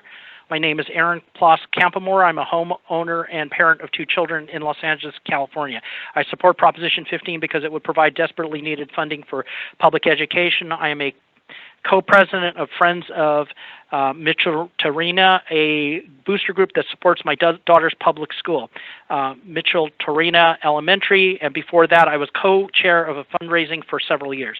I have literally spent thousands of hours fundraising so that our school could have basic necessities like PE, art, teacher's assistants, an assistant principal, and 1 precious extra day of psychiatric social workers' time. Our schools cannot keep going like this, especially now that the pandemic has further strained our already limited resources practically to the breaking point. Proposition 15 would reclaim $12 billion every year for our schools and local services by closing corporate property tax loopholes, all while protecting homeowners and small businesses. I'm asking you to support Proposition 15, a fair and balanced reform to put our schools and communities first. We desperately need it now more than ever. Sincerely, Aaron Ploss Campamore, Los Angeles, California. The next comment is from Paul Vetter. My name is Paul Vetter. I'm an Oakland resident and a parent of children in Oakland Public Schools and an organizer of the Oakland Annual Ride for a Reason cycling event, which is to date raised more than $1.3 million to donate to Oakland's public schools, with a particular emphasis on equity in public school funding and channeling money to schools which serve socially economically disadvantaged children. Having studied issues related to public education and its funding for more than a decade, I'm convinced that the best way to address the inequities in our public education system, which are endangered by America's and California's systematic racism, is to address the root causes of the underlying underfunding of our public schools. I support Proposition 15 because it would restore a better, fair balance of tax revenue by closing long-abused corporate tax loopholes, restoring billions of dollars to funding our public schools. Frankly, in a state as amazing as California is a matter of international shame that we do such a terrible job of funding our public schools. We cannot be a successful 21st century polity if we continue to neglect and dismiss the education of young people. On behalf of hundreds of cyclists, volunteers, donors, teachers, students, and families who participate in our protest bike ride to the state capitol each year, we demand that the Board of Equalization support Proposition 15, the Schools and Communities First initiative. Sincerely, Paul Vetter, PhD, Oakland, California. The next comment is from Waldo Gonzalez. My name is Waldo Gonzalez, and I am a homeowner in unincorporated Whittier within Los Angeles County. I fully support Proposition 15 because it will provide funding to ensure quality public schools, safe and modern public infrastructure, and provide much-needed services for our seniors and children. This is important to me because as a first-generation son of working-class immigrant parents, I relied on the public K through 12 and CSU system to help provide me with the tools to be a leader and attain upward mobility. We must ensure that we continue to fund the futures of our young people. Proposition 15 would reclaim $12 billion every year for our schools and local services while closing corporate property tax loopholes, all while protecting homeowners and renters, small businesses, and agriculture. The Board of Equalization has an important role to play in ensuring Proposition 15 is implemented effectively and that it is fully enforced. I call upon the Board of Equalization to rise to the occasion by implementing a change that Californians like me have needed for a very long time. I'm asking you to support Proposition 15, a fair and balanced reform to put our schools and communities first. Sincerely, Waldo Gonzalez, Whittier. Next comment is from Jennifer Cooper. My name is Jennifer Cooper. I am a parent in Oakland, California. I strong support Proposition 15 as it will provide badly needed funding for public education in California. The state of our schools in California is unfortunate given that all that the state has to offer. Public education is a way out of poverty and a way for our young people to become successful adults. The additional dollars that Proposition 15 could generate would make a significant difference in schools. The Board of Equalization has an important role to play in ensuring Proposition 15 is implemented effectively and that it is fully enforced. I ask you to assist us in implementing this change that Californians like me have needed for a very long time. I'm asking you to support Proposition 15, a fair and balanced reform to put our schools and communities first. Thank you, Jennifer Cooper, Oakland, California. Next comment is from Mr. Frost. Tax changes years ago, Proposition 13, have had devastating effects in California. It's just awful the damage that has been done. Proposition 15 would start to repair that wound. Tax benefits that currently accrue to investors out of state and abroad would be stabilized and returned to our California polity. We need BOE to be allied with California families in support of Proposition 15. We need your expertise and dedication to our public interest. Thank you. The next comment is from Ashley Rogers. My name is Ashley Rogers. I'm a resident of Alameda County. I'm a homeowner and a taxpayer and a former small business owner and a working parent of 2 elementary-age kids. I am a parent PTA president. Due to COVID, I'm also the sole household income generator, both a part-time teacher, child care provider for my kids. Based on my extensive resume of child and school-related roles, I can assure you that our public schools need more funding. PTAs in our state are charged with providing support and enrichment from our students. In other words, we bridge the gap between what public education should provide and what school districts can actually afford. The way we accomplish this is through fundraising, lots of it. Fundraising is challenging and time-consuming in normal times and strong economy, and it's almost impossible during a global pandemic and an economic slowdown. Half our PTA budget covers salaries for our school's reading and math intervention specialists and our part-time mental health professional because our district can't afford to help students who struggled the most. PTAs in less affluent neighborhoods can't even afford that. And now our district will need to divert substantial funds for PPE, a new technology for distant learning, and new training for teachers. I applaud our district's efforts, but our students deserve so much more. We have a moral obligation and a civic duty to do everything we can to support them. Proposition 15 will reclaim $12 billion every year for our schools and local services by closing corporate and property tax loopholes. The Board of Equalization has an important role to play in ensuring Proposition 15 is implemented effectively. I call upon the Board of Equalization to support a change that Californians like me have needed for a very long time. I am asking you to support Proposition 15, a fair and balanced reform to our schools and communities first. Our children deserve it. Sincerely, Ashley Rogers. The next comment is from Carolyn Brown. I support Proposition 15 for numerous reasons, including that it will provide much needed funding for public education, including K through 12 community colleges, and for community necessities such as affordable housing to address our homelessness crisis. These issues are important to me as a parent who has spent a lot of my life fundraising for local schools because they are so woefully underfunded, not to mention extremely inequitably funded, while my kids cannot understand why communities are unable to fund solutions to issues like the ever-increasing homelessness all around us. Proposition 15 would reclaim $12 billion every year for our schools and local services by closing corporate property tax loopholes, all while protecting homeowners and renters, small businesses, and agriculture. The Board of Equalization has an important role to play in ensuring that Proposition 15 is implemented effectively and that it is fully enforced. We call upon the Board of Equalization to rise to the occasion by implementing a change that Californians like me and my family have needed for a very long time. I'm asking you to support Proposition 15, a fair and balanced reform to put our schools and communities first. Sincerely, Carolyn Brown. The next comment is from R. Haste. My name is Robin Haste, and I'm a parent and homeowner in Oakland, California.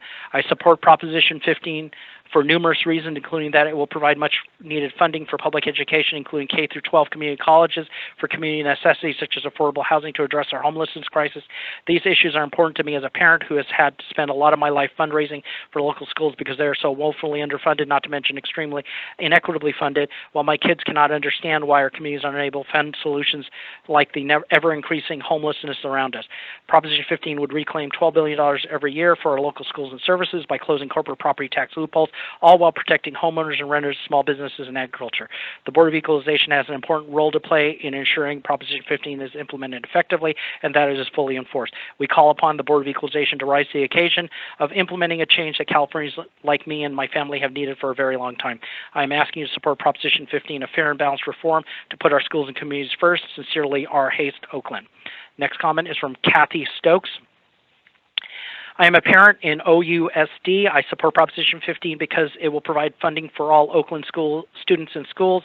This is important to me because Oakland schools could really use the funding for so many programs and supplies.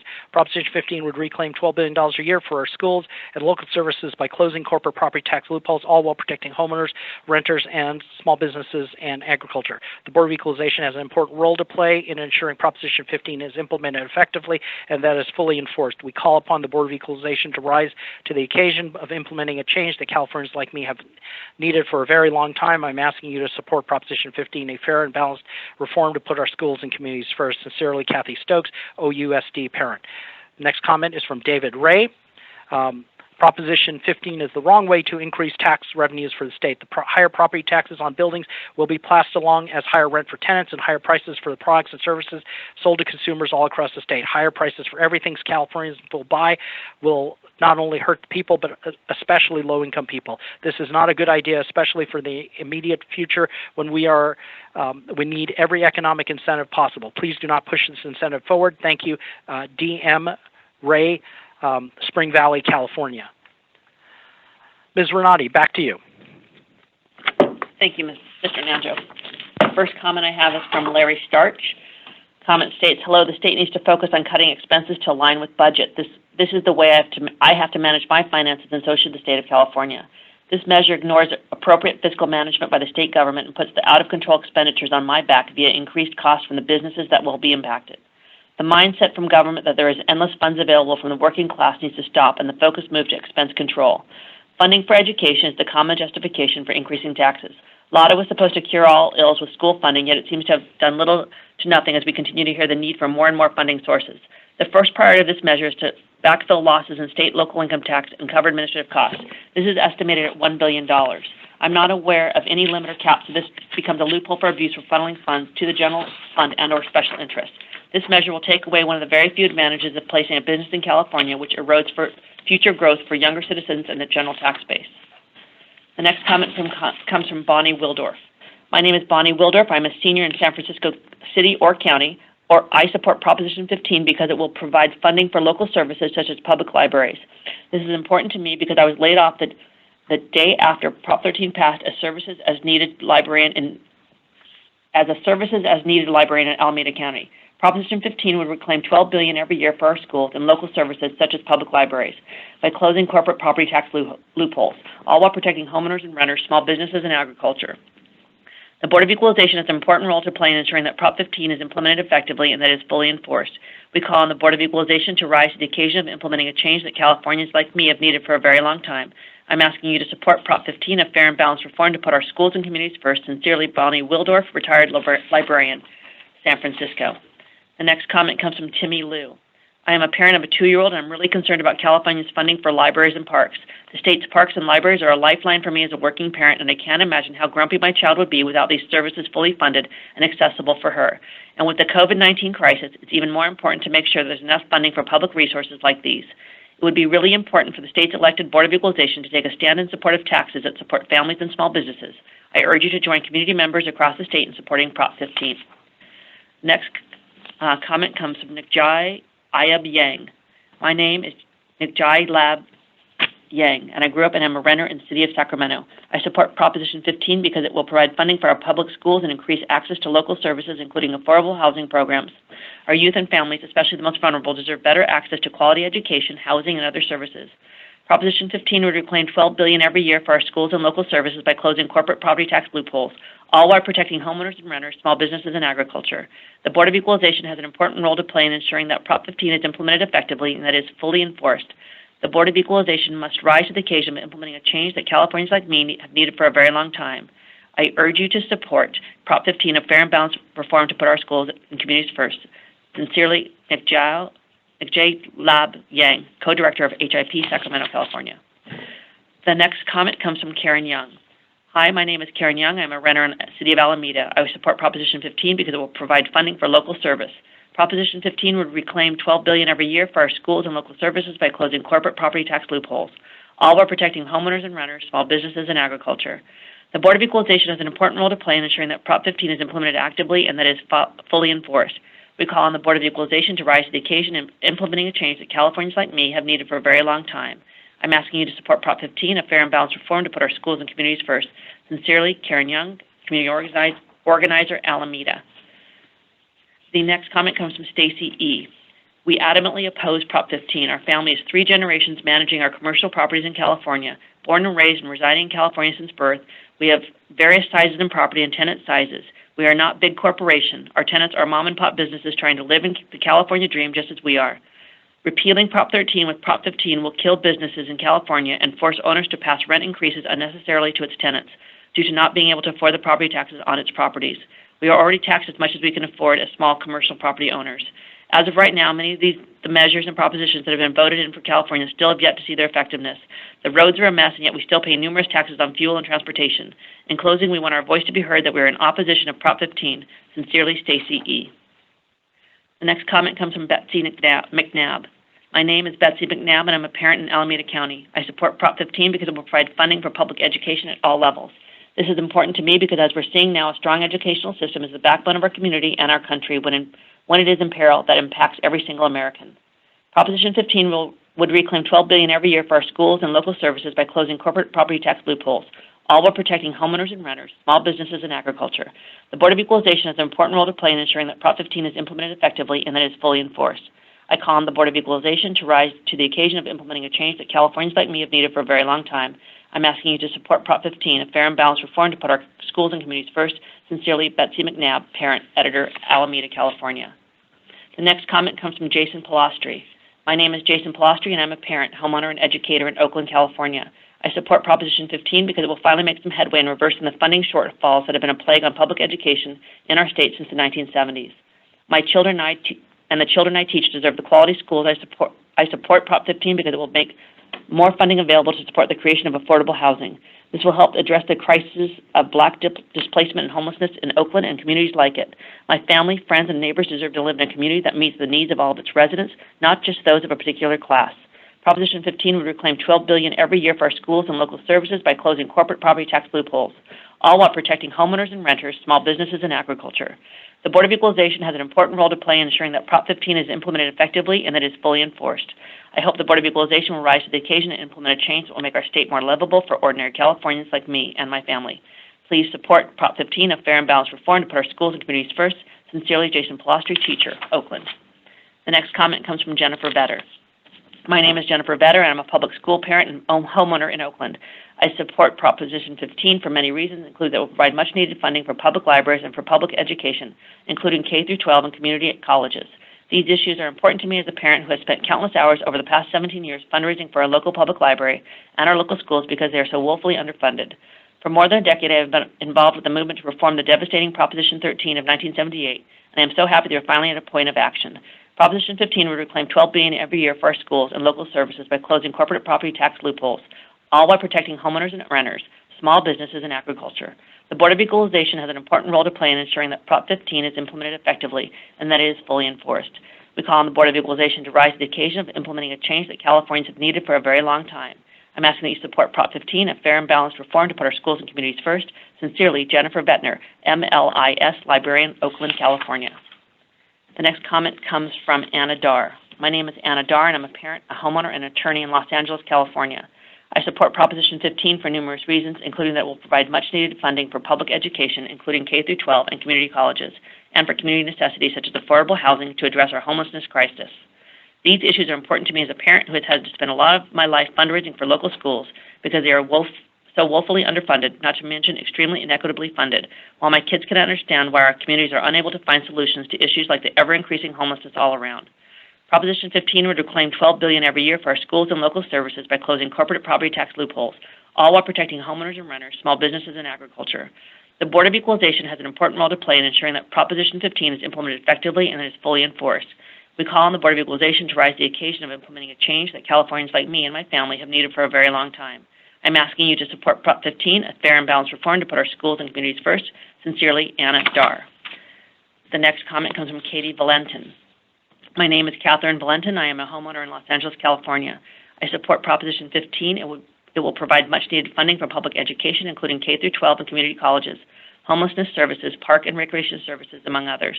This is important to me as a parent who has had to spend a lot of time fundraising for local schools because they're so underfunded, not to mention extremely inequitably funded.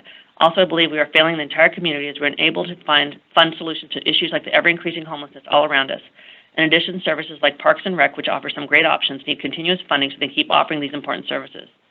Proposition 15 would reclaim $12 billion every year for our schools and local services by closing corporate property tax loopholes, all while protecting homeowners and renters, small businesses, and agriculture. The Board of Equalization has an important role to play in ensuring that Prop 15 is implemented effectively and that it is fully enforced. We call on the Board of Equalization to rise to the occasion of implementing a change that Californians like me have needed for a very long time. I'm asking you to support Prop 15, a fair and balanced reform to put our schools and communities first. Sincerely, Catherine Valentin. The next comment comes from Judy Peratt. Judy Peratt, electrologist, Oakland. My name is Judy Peratt. I am a parent, small business owner, and a believer in public education in Oakland, Alameda County. I support Proposition 15 because we need money to educate our kids. They are our future. It will provide funding for public education, including K-12 and community colleges. This is important to me because this country and its citizens are not able to use their brains for critical thinking, community cohesiveness, and environmental protection and human kindness and consideration. We must take care of all the children, and that costs money. It is unconscionable to protect corporate loopholes. Proposition 15 would reclaim $12 billion every year for our schools and local services by closing corporate property tax loopholes, all while protecting homeowners and renters, small businesses, and agriculture. The Board of Equalization has an important role to play in ensuring that Prop 15 is implemented effectively and that it is fully enforced. We call on the Board of Equalization to rise to the occasion of implementing a change that Californians like me have needed for a very long time. I'm asking you to support Prop 15, a fair and balanced reform to put our schools and communities first. Sincerely, Judy Peratt, electrologist, Oakland, California. The next comment comes from Rebecca McEntee. My name is Rebecca McEntee. I'm a parent and a physician in Oakland. In addition to having 2 children enrolled in OUSD, I'm a physician caring for children and families at federally qualified health centers in Alameda and Contra Costa counties. I support Proposition 15 for numerous reasons, including that will provide much-needed funding for public education, including K-12 and community colleges, and for community necessities such as affordable housing to address our homelessness crisis. These issues are important to me as a parent worked to support local schools because they're so woefully underfunded, not to mention extremely inequitably funded. I have also watched many close friends who are dedicated teachers spend their own money to supply their classrooms with basic necessities that their district cannot provide while being underpaid and undervalued themselves. Also, my husband works as a physician in the safety net system in San Francisco, caring for patients experiencing homelessness and complex mental health, and substance use issues. When we discuss his work at home, my kids cannot understand why our communities are unable to fund solutions to offer support for housing or other resources when they are so desperately needed and proven to improve well-being and health outcomes. Proposition 15 would reclaim $12 billion every year for our schools and local services by closing corporate property tax loopholes, all while protecting homeowners and renters, small business, and agriculture. The Board of Equalization has an important role to play in ensuring that Prop 15 is implemented effectively and that it's fully enforced. We call on the Board of Equalization to rise to the occasion of implementing a change that Californians like me and my family have needed for a very long time. I'm asking you to support Prop 15, a fair and balanced reform to put our schools and communities first. Sincerely, Rebecca McKenty, MD, Oakland, California. The next comment comes from Virginia Fine. My name is Virginia Fine. I'm a parent and a homeowner in Oakland. I support Proposition 15. It will provide much-needed funding for public education and for community necessities, such as affordable housing to address our homelessness crisis. Proposition 15 would reclaim $12 billion every year for our schools and services by closing corporate property tax loopholes, all while protecting homeowners and renters, small businesses, and agriculture. The Board of Equalization has an important role to play in ensuring Prop 15 is implemented effectively and that it is fully enforced. I'm asking you to support Prop 15, a fair and balanced reform to put our schools and communities first. The next comment comes from Ayala Frost. I am a student, Oakland, California. I support Proposition 15 because it will redirect funding towards public education and community services. This is important to me because as a recent graduate of Oakland Public Schools, I have experienced firsthand school-wide paper shortages, outdated textbooks, and some that never arrive, and rumors about teachers living out of their cars because they cannot afford to live in the Bay Area on a teacher's salary. I have watched zealous teachers and principals arrive promising to be the change the school needed, only to leave a few years later to work at a private school with a better salary. I have been in classes where teachers never show up or leave and never come back, and just about everyone I know has a similar story. I know how hard it is to navigate a school struggling with funding, and I know the kids in my community would be far better served if their education was a priority. Proposition 15 would reclaim $12 billion every year for our schools and local services by closing corporate property tax loopholes, all while protecting homeowners and renters, small businesses, and agriculture. The Board of Equalization has an important role to play in ensuring that Prop 15 is implemented effectively and that it is fully enforced. We call on the Board of Equalization to rise to the occasion of implementing a change that Californians like me have needed for a very long time. I am asking you to support Prop 15, a fair and balanced reform to put our schools and communities first. Sincerely, Ayla Frost, student, Oakland. The next comment is from S. Hovland. My name is Susie Hovland. I'm a parent and owner in Oakland, California, for numerous reasons, including that it will provide much-needed funding for public education, including K-12 and community colleges, and for community necessities such as affordable housing to address our homelessness crisis. These issues are important to me as a parent who has had to spend a lot of my life fundraising for local schools because they're so woefully underfunded, not to mention extremely inequitably funded, while my kids cannot understand why our communities are unable to fund solutions to issues like ever-increasing homelessness all around us. Proposition 15 would reclaim $12 billion every year for our schools and local services by closing corporate property tax loopholes, all while protecting homeowners and renters, small businesses, and agriculture. The Board of Equalization has an important role to play in ensuring Prop 15 is implemented effectively and that it is fully enforced. We call on the Board of Equalization to rise to the occasion of implementing a change that Californians like me have needed for a very long time. I'm asking you to support Prop 15, a fair and balanced reform to put our schools and communities first. Sincerely, Susie Hovland, CSUEB, Project Manager, Oakland. The next comment comes from Tamar Carson. My name is Tamar Carson, and I am a homeowner, a small business owner in Oakland, California, and a parent of 2 children. I'm writing to express my strong support of Prop 15 because I see our schools, state infrastructure, and public services stressed to the point of breaking without sufficient funded needed to meet the needs of our communities. A solution is desperately needed. Prop 15 has the potential to bring $12 billion every year for our schools and local services by closing corporate property tax loopholes. I have carefully studied the details of the proposition, and it is clear that Proposition 15 will protect homeowners and renters and small businesses. Please act now to support Proposition 15. The future of the state rests on its ability to invest in students, residents, and basic services. Sincerely, Tamar Carson, Oakland. Okay, at this point, I'd like to go ahead and wrap up at least the reciting of the public comment and have the remaining comments posted on our website. We are at 4 o'clock, and we still haven't had an opportunity for closing remarks from the board. So if I could just start that very briefly here, I just want to thank everybody for participating today. I think we had some great panel discussions and some great debate, and hopefully we and the public are better informed about Prop 15, and you can move forward and in the future here and make your decisions as you wish. But I think this is a great opportunity for us as members of the BOE to present the facts to the public.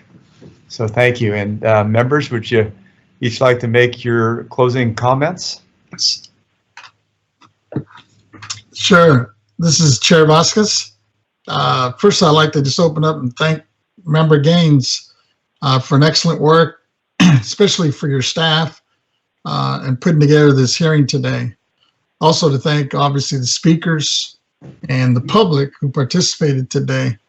I know many of them were online and waited to come on during the public hearing, and I really appreciate that, as well as all the folks that led up to this, from all our respective staff. I know everybody participated to really make this thing happen. As far as the comments today, I guess the topic is a complex, and for me, it was just a real complex and requires extensive time and research and identifying the appropriate stakeholders and experts for proper vetting. Proposals to change the Constitution to remove part of our property tax system and replace it with another system deserves careful consideration. As elected overseers of that system, and without taking a position on the measure, we need to provide information to the public on how such changes will affect them. In light of that, I would like to agendize all follow-up reports from the board members, BOE staff, assessors, and all stakeholders as more information and data becomes available. I think we must ensure that the board is fully transparent and that the open forum of our meetings provides the public with every opportunity to be educated on the input and issues involved, regardless of anyone's position. And with that, I'll turn it back over to our chair, Mr. Gaines. Thank you, Chair Vasquez. I want to just thank everybody for your participation today, and want to make sure that the members of the board have their opportunity for closing comments. Vice Chair Schaefer, would you like to make some closing comments, followed by Member Cohen and Member Stowers? Thank you. Thank you, Member Ted. I want to thank you for bringing us all together. I want to thank everybody who participated from the public, because I learned a lot. I was very pleased to see the number of people in my District 4 and Orange, Riverside, San Diego counties who had something to say. That means a lot to me. Imperial County. This was a long day for us, but it's very rewarding. I'm sorry I have not been able to see the fine people that have come before us, like we were spoiled by seeing you all in Sacramento. I hope when we return to Sacramento, you'll come up there and talk to us in person. And again, thank you for your endurance, and I want you to know I'm a better member and more educated thanks to Ted's program today. Great. Thank you. Member Cohen? Thank you very much. I just want to acknowledge and thank everyone that participated, colleagues, staff, as well as the public. I think one thing that I've got pages of notes here, and one thing that I am taking away is that this informational hearing was informational, but also reinforces and actually amplifies the challenges that we are facing ahead of us. So look forward to more continued thoughtful work. Thank you. Great, thank you. Member Stowers? Thank you. Thank you, Member Gaines, for putting this together. A lot of information, very useful and helpful. Thank you to the staff for organizing it. Thank you to Henry and Lisa for reading all the comments. Thank you to those who responded to my questions. I appreciate it. And it's just been a long day. Wonderful. Yeah, thank you very much. And thank you, Chair Vasquez. I appreciate the opportunity to present this informational hearing. Thank you.